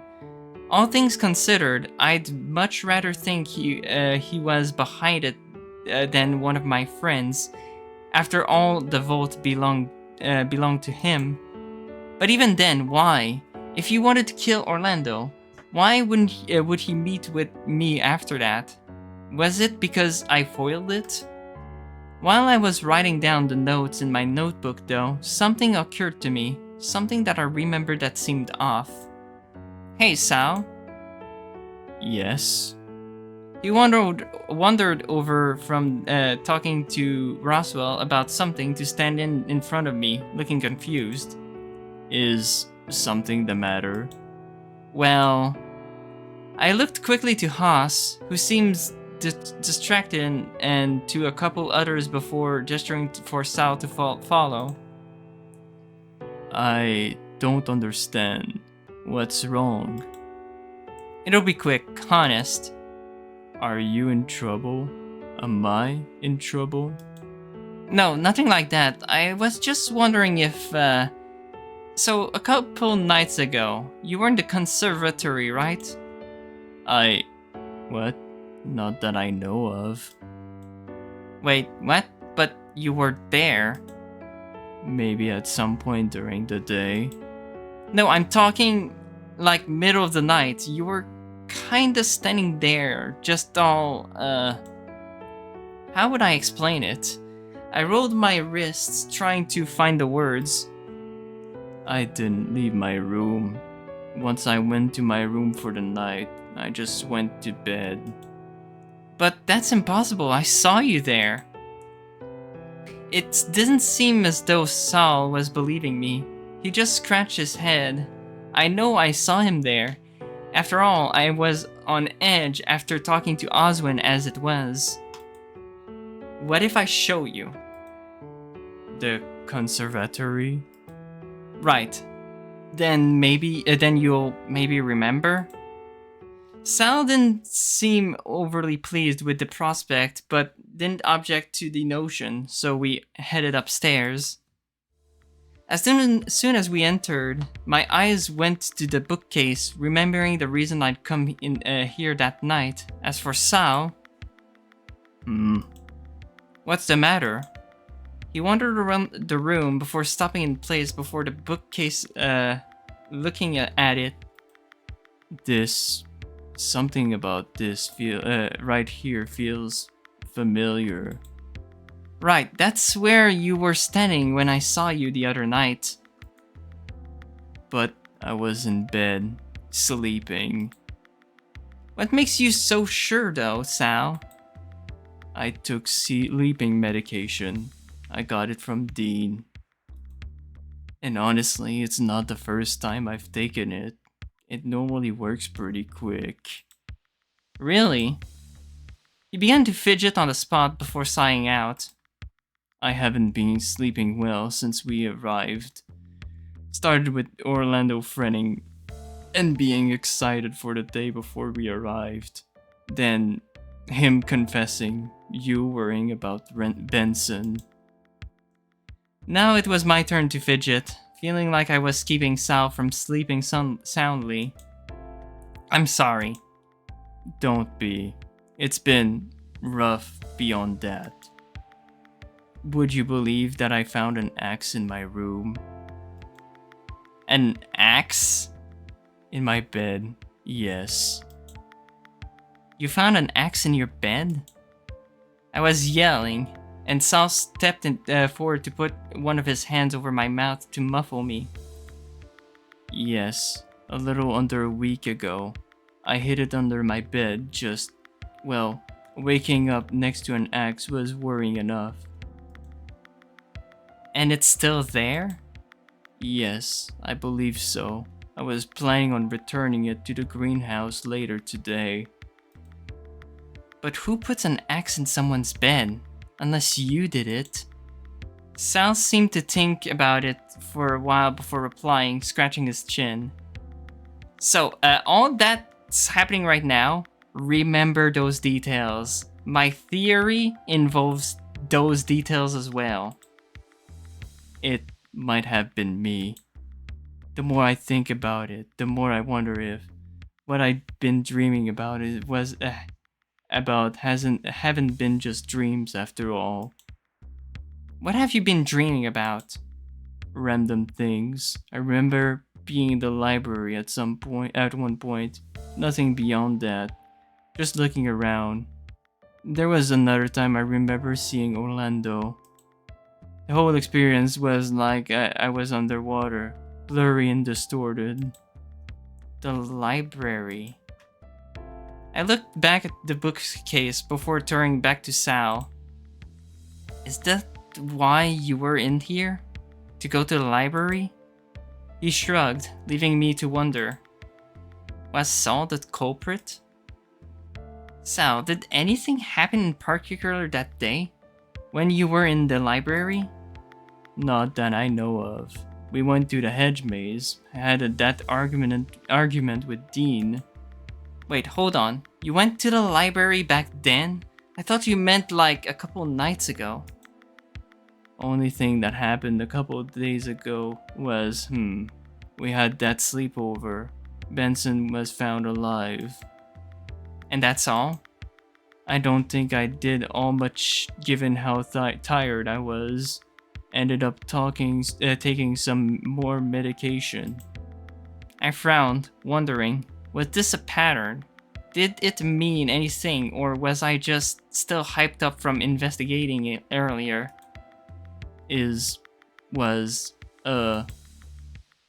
that all you wanted to know?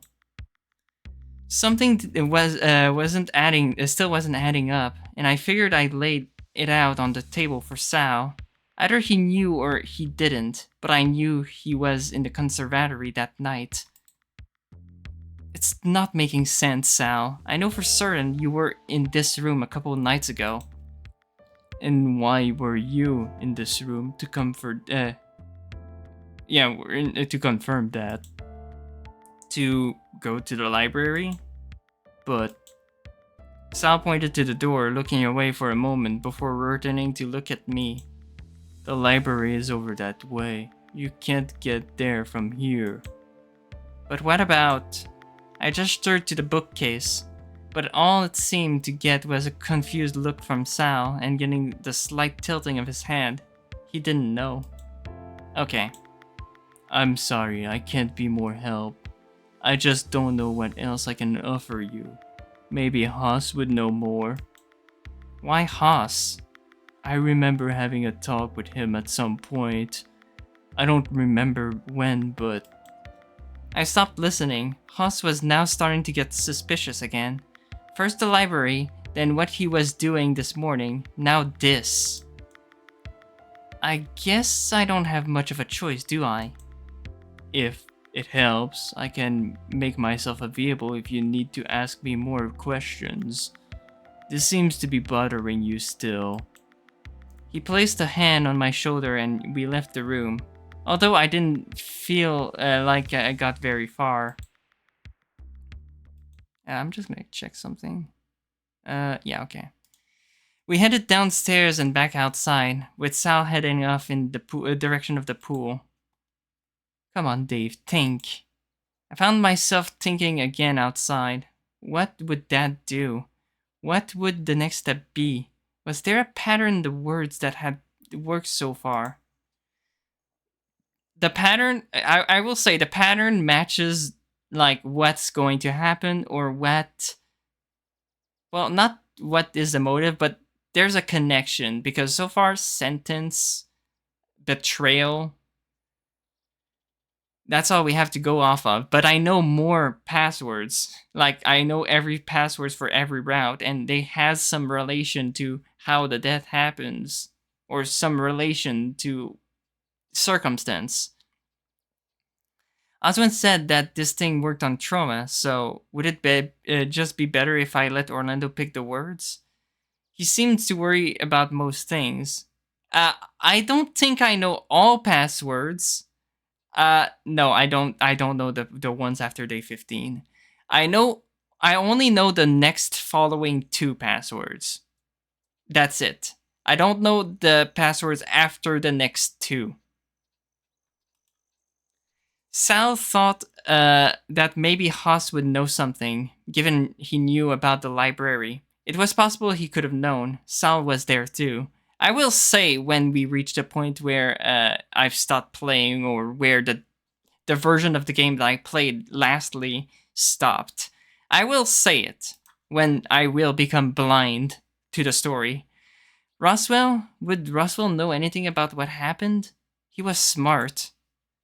Dean gave Sal the medication, so maybe that was an avenue to consider as well. The other option was that I was worrying needlessly over something that wasn't going to happen again. There was no proof, no motive as far as I could tell, and that was probably why I was still finding it this difficult. I don't know. What you don't know? Oh, Roswell, you scared me there. Did I? What do you need help with? Struggling with something? Something else, at least, given what we did before lunch? I think so, yeah. Do you mind helping me out there? Sure, what's on your mind? I handed my notebook over to Roswell so he could read my notes on what I discovered early on in this day, but I hadn't gotten around to recording anything with Saul just yet. Seems less thorough than my notes, but otherwise it's not a whole lot to go off of. We know that. Is that what's bothering you? That, and I'm worried about Sal. What's wrong with Sal? Is he sick? Well, not that I know of, but if he's the one that's behind, killing people, you mean? Accusing Sal, or anyone for that matter, of murder still didn't sit well with me, but I nodded all the same. Well, why don't we just ask him? Well, he's by the pool, so I suppose we could. Great, so then let's head on over. Roswell led the way towards the pool, taking my hand in his and dragging me along. Sal, we're here. We're here. Sal? Roswell's voice dropped as he asked, but all we got was a grunt from Sal in reply. He wandered over and put a hand on Sal's shoulder. What's the matter? Nothing. Don't worry about it. Roswell stepped back so Sal could stand up with his shoulders slumped. Sal, what's the matter? Nothing. Just like I said, just thinking about things. Dave said he was worried about you. Now I kinda am too. It's honestly fine. Just Dave took me upstairs before, and now I'm just remembering some things that I'd rather not dwell on. That's all. Anything we can do to help? Not really. I'm just concerned now. Do either of you happen to know anything about sleepwalking? Okay. Now, given the fact that he literally just mentions it, I'm gonna straight up say my theory. So, Sal does do sleepwalking. It's because of the medication that Dean gave him. Thing about his sleepwalking is that during his sleepwalking, he will how to phrase it? He will do anything that anyone orders him to do without his full conscience. So that's why I think he might be involved in Orlando's death. Maybe someone ordered him to inject him with the lethal injection, all the while Sal not being consciously aware of this. He was just sleepwalking. So that's what what my theory is that Sal did indeed kill Orlando, but indirectly and unconsciously, because someone else ordered him to do so. Maybe it sounds far-fetched, but for me it makes total sense. Because as Roswell pointed out, there couldn't have been any fighting because in Orlando's death, there's no blood, no traces of blood. So if Sal was the one who approached him, he would have dropped his guard. So I'm not outright saying that Sal is the killer, but I'm just saying that the killer ordered Sal to kill Orlando while he was sleepwalking. Not yeah, I just read that. Sleepwalking? What, like being a zombie? Hey, zombies are completely different. Different how? Well, for starters, the zombie is a dead thing. Sleepwalking is just autonomy while you're in a dreamlike state. Okay. It's just that. You're asleep, but you're kinda not. You're almost like you're on autopilot. That doesn't sound so bad. Not normally, but there are some reported cases of of it being problematic. Like those people that are sleepwalking and listening to suggestions to other that interact with them, which is the case for Sal. It's almost like you've heard of, oh my god, cordyceps, right? The fungus? No. I think I remember it coming up at some point in one of Orlando's games. At least I remember something yelling that out when he was in a dungeon once. Possibly the same thing, but let me tell you why this is important. Cordyceps is fondly used as a almost like zombie fungus that's and not it's not far from the truth. Zombie. Right, the mycelium of the fungus starts replacing the tissue of the host until it affects the brain. Once it's in there, Sal and I looked at each other. I wasn't sure if he was following, but I was a little lost. Seems like Roswell had noticed too. How about this? Imagine something that could take over your mind and tell you to do something. That's basically how cordyceps works, and that's kind of how sleepwalking works too. Unsuspecting host, something parasitic giving commands, bam, the same thing. Okay, sorry. I'm trying.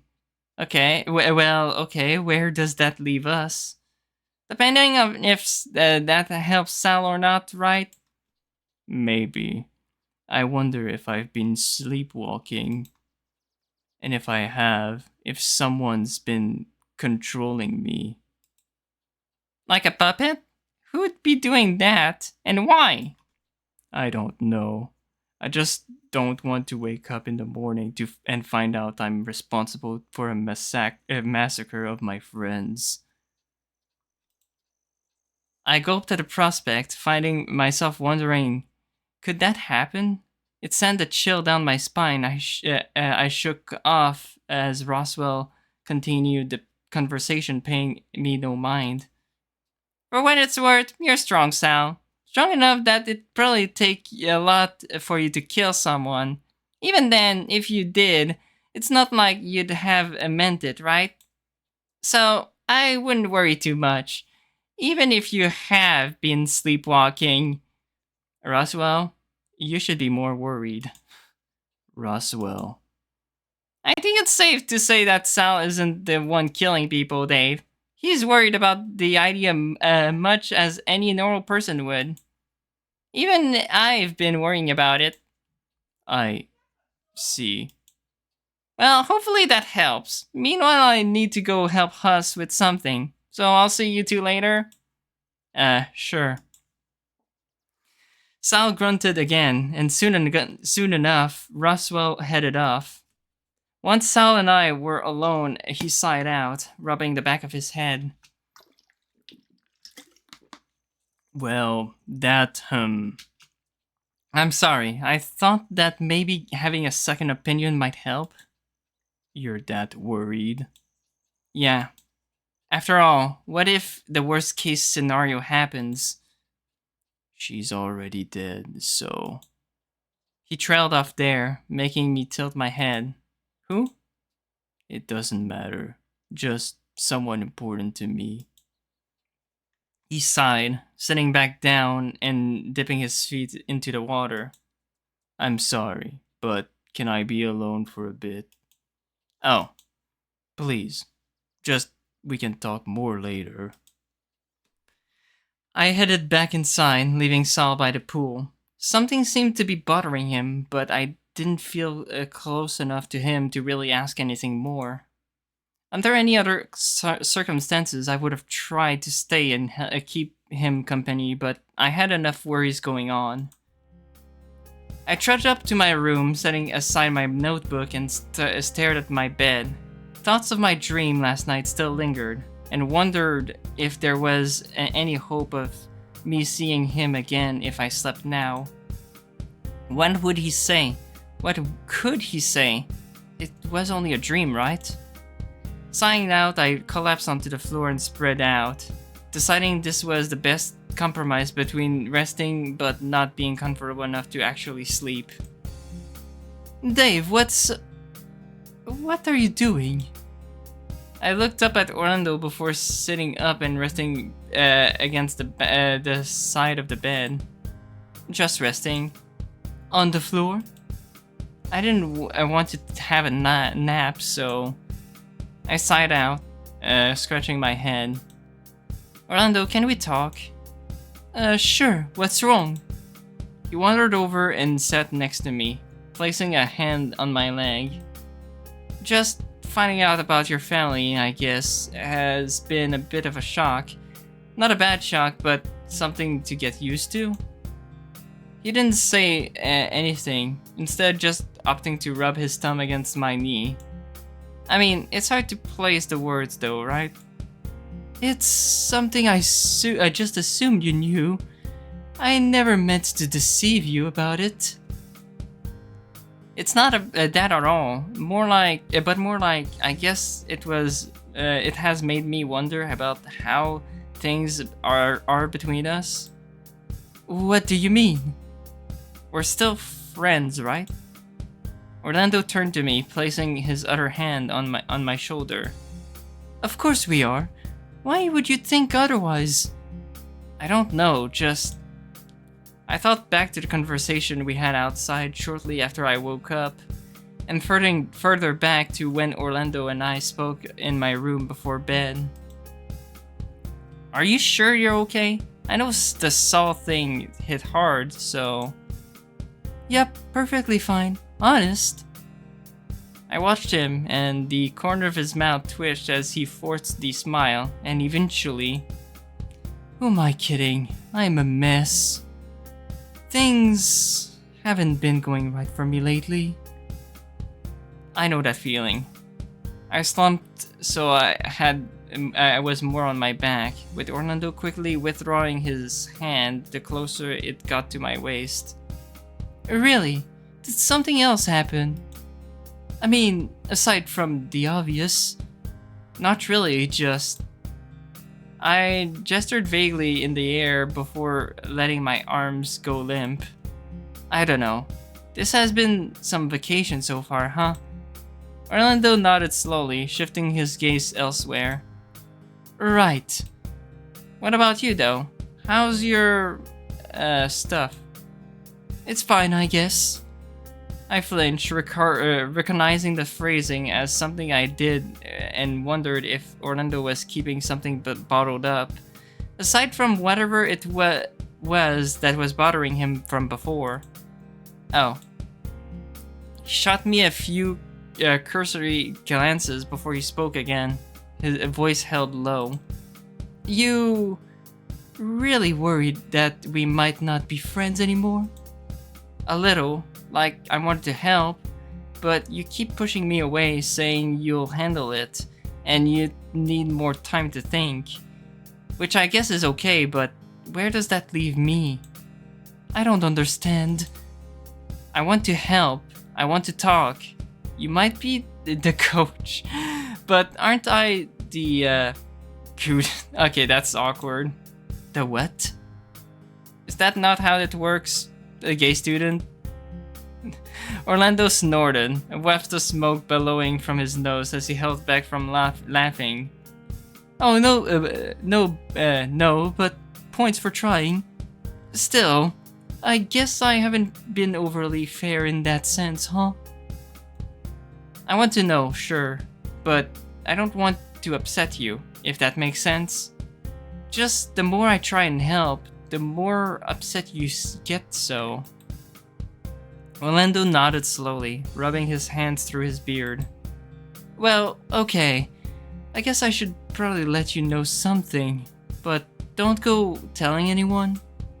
I found myself sitting back up, a little straighter than normal, as my attention focused on what Orlando had to say. So, last night, when I needed to think about things, it's about you and Dean. I hope you didn't hear that. I said I was a little jealous, and if I'm being completely honest, I'm a little scared as that when you two get together, you're just going to disappear. But I won't, you know that. Well, I guess you do, now you do.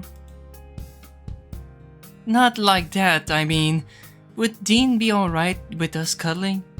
What about sharing a bed to take a nap? Oh, I think I see. But obviously, if he's your boyfriend, that's almost his job to do those things with you. But there's things I like to doing too. Given how often we did it, I didn't even consider what it'd be like being in a relationship.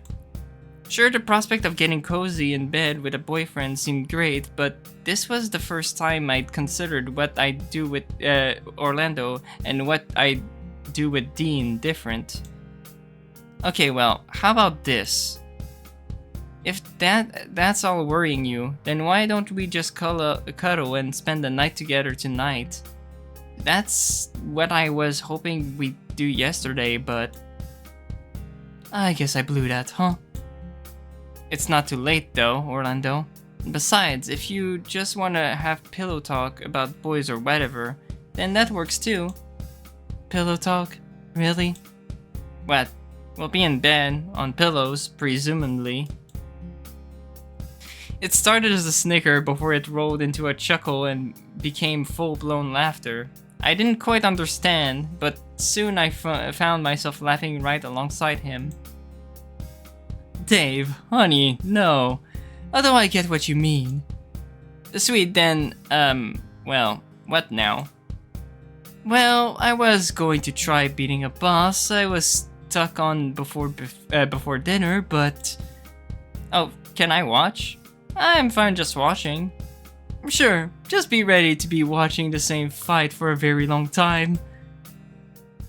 Orlando left and returned with his handheld gaming system. We lay on the bed next to each other, and I just watched as the characters he was controlling fought off some angel-looking thing. I didn't quite get it, but what I noticed was a lot of it was spent in the item menu, with him carefully picking up his option every time his turn came up. Is he playing Persona? Is he playing like Persona? Not the kind of game I'm into, but he seemed to be enjoying himself. For me, I was happy feeling that things were going back to normal. Before I knew it, and before he was doing some, even done fighting the boss, it was time for dinner. We filed into the dining room as I watched Tyson went into the kitchen. I went to go help Haas, but soon wandered into the kitchen. Blech. If Tyson was cooking, chances are that he wouldn't need both of us helping, so I took a seat and just waited. A couple of the others were still standing, talking to one another before another leaving me to my thoughts. It's been a long day, so I took the time to just zone out and think. There was a lot of information to go through, and not a whole lot of it made sense. I didn't think I'd really gotten anywhere, but for now that was fine, right? At the very least, things seemed to be on the mend with Orlando, so that was something, but baby steps was where I needed to start, and any progress was good. When dinner was done and we all were seated, we dug in. Earlier in the day, seeing all my friends like this gave me a great deal of stress, but taking things into my own hands, I felt better about things somehow. Perhaps it was just after trying to figure out things it seemed less impossible. There was one final test though, and that was where I headed after dinner. So, let's see. I had my notebook in my hand and flipping through the pages as I stood in front of the keypad. Almost a week ago, Roswell and I were right here trying to piece together something. He tried a whole bunch of words, but nothing. I reach over and types in each of our names, nothing. Then I tried the old passwords again to see if there was any change again. They weren't what I was after either. What do I know about the vault? Sometimes talking out loud helped, getting all of your thoughts in one place and just laying everything out. No one else was down here as far as I could tell, and I even closed the door to the room I was standing in. On the trauma. Yeah, that's right. The vault brings up memories of traumatic events, apparently. Stuff that I'd apparently survived through. That might narrow down the list of things that this could be then, but still. Looking at my notebook, I went through everything that I had happened so far today. No, not really much in the way of solid leads or even anything remotely coming to mind as far as to who was behind it, except for one thing. I'll have to say it. He was outside of the entrance to the library for some reason, but why was he there? Was it just a harmless wander, or did someone send him there? I do know that he went to bed after I told him to go, so maybe that counts as a suggestion? Even then, what's the worst he could do? I shook my head. There wasn't enough to go off of with just that alone. I needed something more. Maybe if I think about what the other password had in common, which would then mean... There's sort of a pattern. There has to be, but what? Was it cause of death? Was it the type of word? As I strained to think about any common thread to predict the next one, maybe the pattern was a little too obscure for me to be figuring out with what I had so far. Staring at the keypad wasn't helping. I had to put ins to at least get me started. What was the worst thing that I could think of? What was the worst thing that could happen? Breathing in, I reached out and to input something. So, fun fact, I've noticed that the password is something that a character said. So technically, you should know about this password already.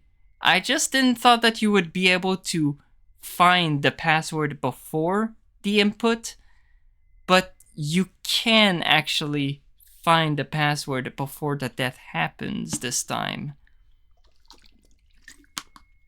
I am not going to input the password because this is another decision that will decide the path. If I put the right password, I will either go on path A or B.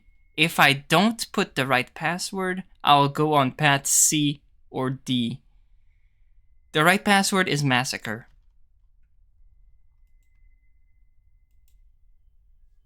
So yeah, now you know this current password, massacre. With a sigh, I backed away from the keypad and chewed on my notebook. It was fine nothing was working, right? This just meant that nothing bad was going to happen, right? I made my way to my bedroom and ran my hands through my fur. I was tired and was at a loss at to how I was feeling. Today had been ended in a bust. Maybe that was a blessing in a disguise, all things considering. So, yeah, today we will see the next death, actually. I didn't thought I could reach it. Today had been, wait, no. Either way, I was exhausted. However, it wasn't so bad. I sighed out, a smile forming on my face. I had something to look forward to now, and the moment I looked towards the door he arrived. He had brought a pillow, it looked like, along with what I assumed was his gaming console tucked into the pocket of his shorts. You're here. Yeah. Hope this is fine, right? It's still fine, right? He threw me his pillow and stepped out of his pants. I found my eyes wandering down to his underwear while he was distracting, kicking them off his ankle. Damn. It was strange. I was curious, but I wasn't sure if it was just harmless curiosity or something born of everything that had happened over the past couple of days. Hello, welcome to the stream. What? Huh. Oh, nothing. Just thinking. Thinking, huh? Yeah, just unwinding, I guess. It's been a while since we've done this alone, right? I guess so, huh? Well, what now? I nodded slowly to myself before giving Orlando a quick smile. Showered and then lay in bed? Alright. One shower later, I was clean and relaxed. As I stood in front of the mirror, drying my fur, I thought about Orlando on the other side of the door. Were we just friends? Was something else happening? These thoughts continued while I brushed my teeth, wondering if just the situation we found ourselves in was making me sense something that wasn't there. Bleh. All clean. Orlando was laying out on bed, attention on the gaming system in his hands. He looked over to me for just a second before going back to his game, and I crossed the length of the room to join him on the bed. Good shower? It was good, I guess. Why? Also, I'm just going to check if saving will give me any new... Yeah, okay, so now you see that I'm on Pet C. I told you, if you don't put the password, it's either A or B, and if you don't input the password, it's either C or D. I will go from the worst path to the best path. So right now we're going on the worst path. So yeah, sorry. You're just so fluffy. I like how you look fresh out of the shower. Best I can get is my mane looking the same way, but for you, you're covered in it. He said all of it without looking at me, and I took the chance to look him over. Not I get much of a shot before victory fanfare sounded from his game and he set it down. So... Wait, victory fanfare? Is he playing Final Fantasy?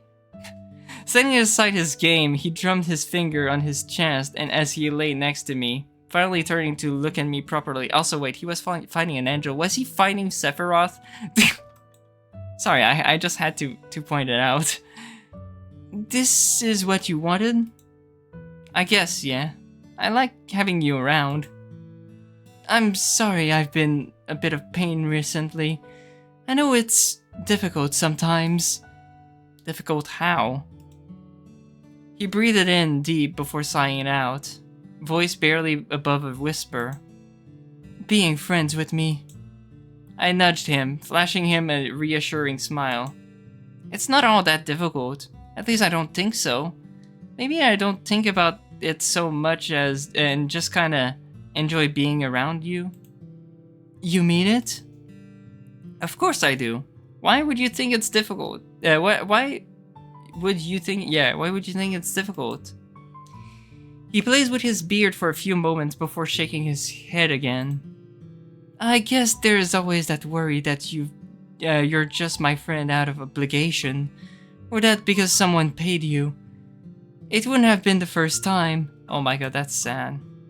Who does that though? My dad for once. Cherry-picking friends for his son because other people aren't good enough. or just making them disappear if they're proving problematic. Then he likes me enough then? No, I fought to keep you. At some point he just gave up trying to interfere. I chuckled a little, flattered that Orlando confronted a mob boss for me. Maybe I was blowing things out of proportion in my head, but thinking of it that way made me feel special. It's done wonders for my self-esteem, as I'm sure you can imagine. The last couple of days have... well, I haven't really had a chance to recover yet. I'm sorry, Orlando. It's alright, Dave. Being here with you kinda puts it into perspective, if that makes sense. He puts an arm under my head and I rolled over, cuddling into his chest. He was warm, soft, without being fluffy. So is this helping? Like, making you feel better, I mean? Yeah, I think so. I mean, there's other things I could do to make me feel better, but this is the best option. Did you want to talk a bit more, or did you just want to cuddle and get some sleep? I'm thinking sleep might be good, right? Let me go hit the lights. It didn't take him long to get up, switch the light off, and then take his spot back on the bed right next to me. His warmth was lulling me to sleep quickly, and I cuddled in closer. Thank you, Dave. You're a great friend. I chuckled, rubbing my eyes and yawning into his chest. Is this enough? I feel like I could be doing something more to make you feel better. I just don't want things to be awkward, right? I'll try and be better about it. We lay there for a bit, with Orlando just rubbing my back while I cuddled into his front, lingering on the edge of sleep. With the warmth and how he was needing my back, I couldn't help but moan softly. The tension... Okay. You're so tense. Uh-huh. He continued, unrelenting until gradually he stopped, shifting his weight so he was more onto his side. His hand wandered up to my cheek, rubbing it with one of his thumbs. I looked up at him, and I felt my eyes shut close soon after. I gulped, wondering what was going to happen, but he didn't leave me waiting long. As I breathed out, I could feel him get closer, carefully placing his mouth against mine as he kept me close.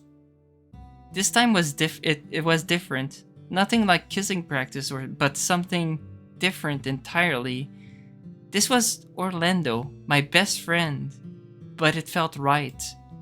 He pulled away for all of a second, making me gasp. It was only to shift me more on my back so he could kiss me better, it seems, hand trailing down to my side as the kiss deepened. It was affecting me, and based on what my nose was telling me, I wasn't the only one. Thankfully, I had my nose go off, and as his chest was rumbling happily as he loomed over me. Then before I knew it, it was over. He pulled me away enough to resume cuddling me close, but he was beside me again rather than on top. I was at a loss for words, but his warmth was letting me to sleep faster than I could piece my thoughts together. Alright. What sleep I got was restless. Despite the comfort of the bed, everything running through my head kept me from staying down for too long. I sat up suddenly in bed, having heard a crash somewhere in the house. It woke Orlando too, or I did as I sat up. He did much the same, wondering what had happened. Did you? I looked over to Orlando, putting his shirt back on, while I wondered if what I'd heard was just a figment of my imagination. But that's when we heard the scream. What was that? I'm going to go check it out. Not alone, you're not. What's happening? And the next death. There was no sense in asking, but my panic prompted the question in any case. It seems a few of us were in shock of what we were seeing. Russell was on the ground, trembling as he looked injured. Sal, on the other hand, looked to be in a trance, hands gripping on the axe, dripping with something viscous and red. Is that... Whoa, Sal, what are you doing? As Dean made to go for the axe, Sal shoved him back, but Dean didn't budge. Sal, what the hell do you think you're doing? I was frozen in place, eyes rolling, looking to Roswell. The longer I looked, the more I noticed he was bleeding quite a bit too. Guys, what should we... Help Roswell, obviously. But before any of us could move, Dean yelled out in pain. He was stumbling back, clutching his shoulder where it seemed Sal had bitten him, blood dripping from the wound on Dean's shoulder and from Sal's teeth. I was frozen, watching as Sal reared back with the axe, and in the next moment, a pained yell echoed through the foyer, drowned out by the sickening squelch as the axe was removed from Dean's neck. He fell to the floor in a heap, heavy, but most importantly right on top of Roswell. Dean's yell was replaced by the panicked squealing from Roswell as he tried to scramble away, but was now pinned by Dean's corpse. Ty held me behind him, acting as a shield between me and Sal. Haas and Orlando were holding each other's hands, with Orlando clinging further to Haas's arm, both horrified to what they'd just seen. When Sal turned back to Roswell, something in me broke, freezing in my feet so I could move. I shoved Tyson aside and scrambled to close the distance. He made to grab out for me, but the shock gave me enough time to get out of reach. Roswell! I reached out as he reached out for me, and as Sal's raised the axe. Dave! But it was the last thing he said as the axe came down and silenced him for good. I stood there, shaking, partially covered in the spray of blood that rose from the impact. As calmly as he'd done to Dean, Sal withdrew the axe from Roswell before turning to me. Sal said nothing, but Tyson was soon to cross the floor to stand in front of me again, working himself up for a fight. Orlando shuffled forward, having peeled himself away from Haas closer to Sal. Sal, why did you? As much as I tried to reach out to Orlando, Tyson was much better at keeping me away this time, but it seems as though Sal made no effort to pursue me or even Orlando. Silence, nothing but silence. For the faintest of moments, I thought maybe Sal would raise his axe against Orlando, but instead it slipped from his hand, landing with a clatter on the floor. Sal? He then he stared through Orlando, and sure enough, he wandered away, heading outside through the back door and into the yard beyond. Orlando collapsed in a heap on the floor, passing out. There were no words. Sal had just killed Dean and Roswell. It was all I could smell. And as I wiped my face, I looked at my hand covered in Roswell's blood. My eyes went to their bodies still on the floor, and all I could do was stare at the carnage. A massacre, indeed. What? What do we... Call the fucking cops now. Right.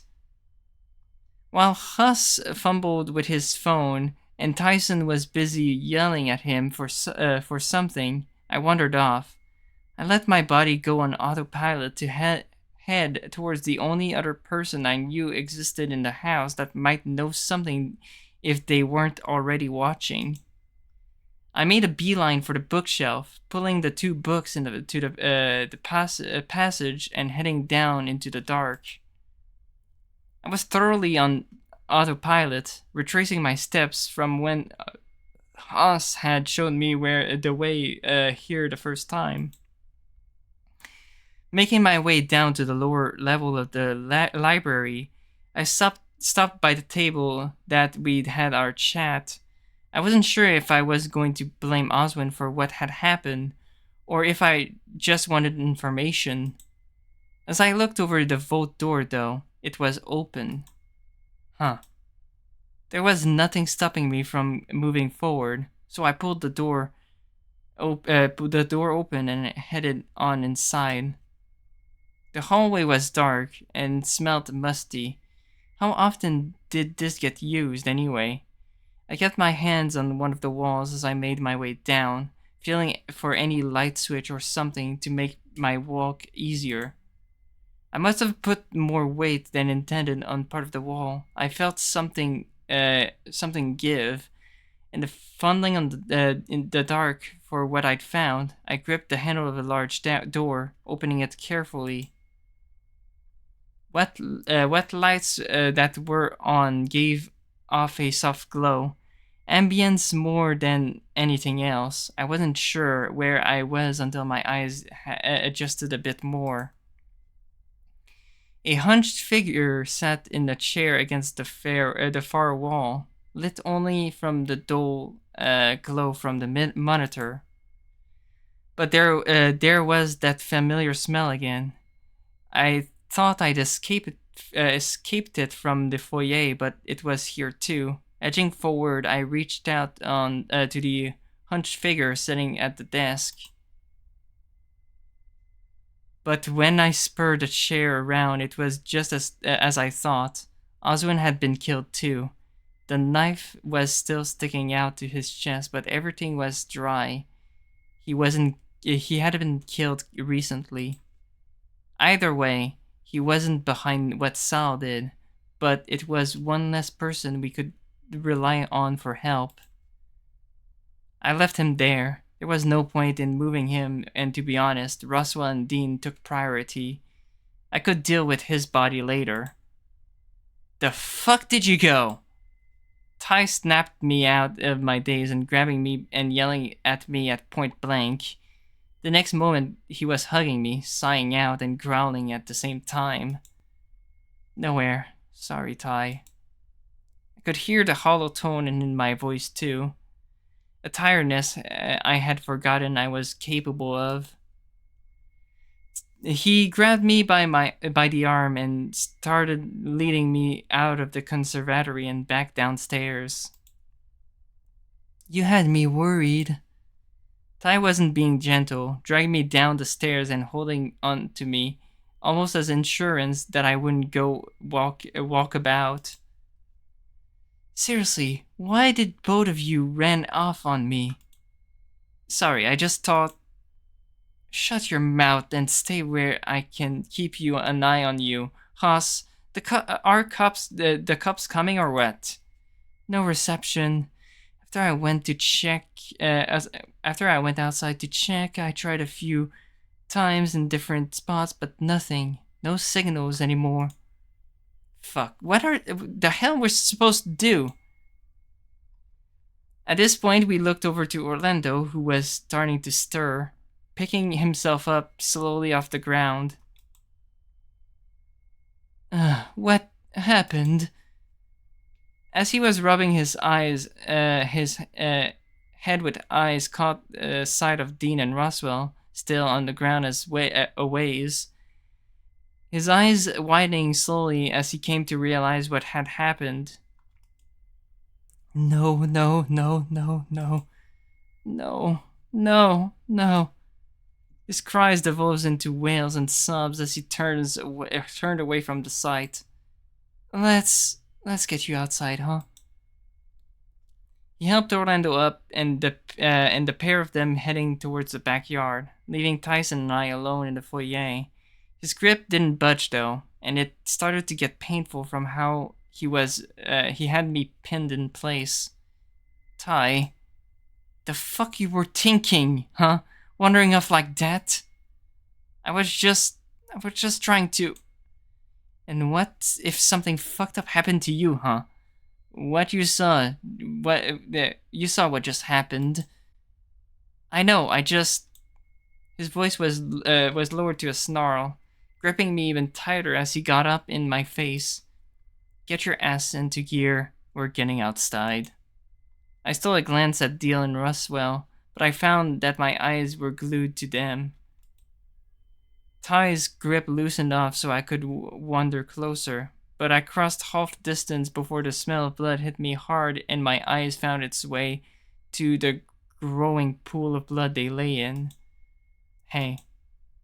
I didn't respond, taking this all in with some degree of fascination that couldn't have been healthy. If anything, the sight was so surreal that it just didn't seem real to begin with. When Tyson wandered over, he turned me around carefully, easing me away from the scene. Much in the same way that Haas and Orlando had left the foyer, we followed suit into the backyard. All four of us stood just outside the back door, wondering what was to happen next. The air was cold but fresh. If anything, I felt bad for Tyson, only being in his underwear, but all of us were in varying levels of undress. Okay, gotta find that fucker and keep those two safe. And find a way to contact the police. Ty's chest was heaving, and he was working himself up. I wasn't even sure if it was legitimate anger or fear. Maybe worry spurring his actions. Ty, what do we do? You hang here and you don't fucking wander off again. I'll be back. Wait, no, please don't. He was already heading off towards the pool, looking around as if his head was on a swivel. I might try and find a spot to get some signal. I could have sworn I had one every other day we've been there. You two stick together. Safety in numbers. What about you? What about Tyson? I'm going to go and follow him so he doesn't, stay safe that way, right? Okay. I won't be long. Trust me. I don't. Trust you. Sure enough, with phone in hand, Haas followed after Ty. Chili, Forever. Wanna know how he says it? Also, as you can notice, there's crossed out squares. Every square is one of the... Wait, actually, why am I on path D now? It should have been path C. Hold on, check my... Well, 3 people dead, yeah. Roswell, Dean, and Oswin. Yeah, on my notes it says for path D, for both path C and D is failed to use the password, but it has, I think I should be able to shift it back into path C later on. Anyways, I know this is, if I'm going in order of paths, and we're going to path D anyways, I'm going to do like path D, then path C, then path B, then path A. Though, slight warning, path B is not the true path, but path B continues for quite a while before going to a game over. Every path that isn't path A eventually leads to a bad end. But Path B just takes a while until it reaches a bad end. I think Path B ends on day 13, while Path D and C ends on day 11, basically. But I'm getting tired, so I'm sorry to put it on a tense part. But yeah, I'm leaving here for today. Hope you enjoyed, and see you guys next time. Take care.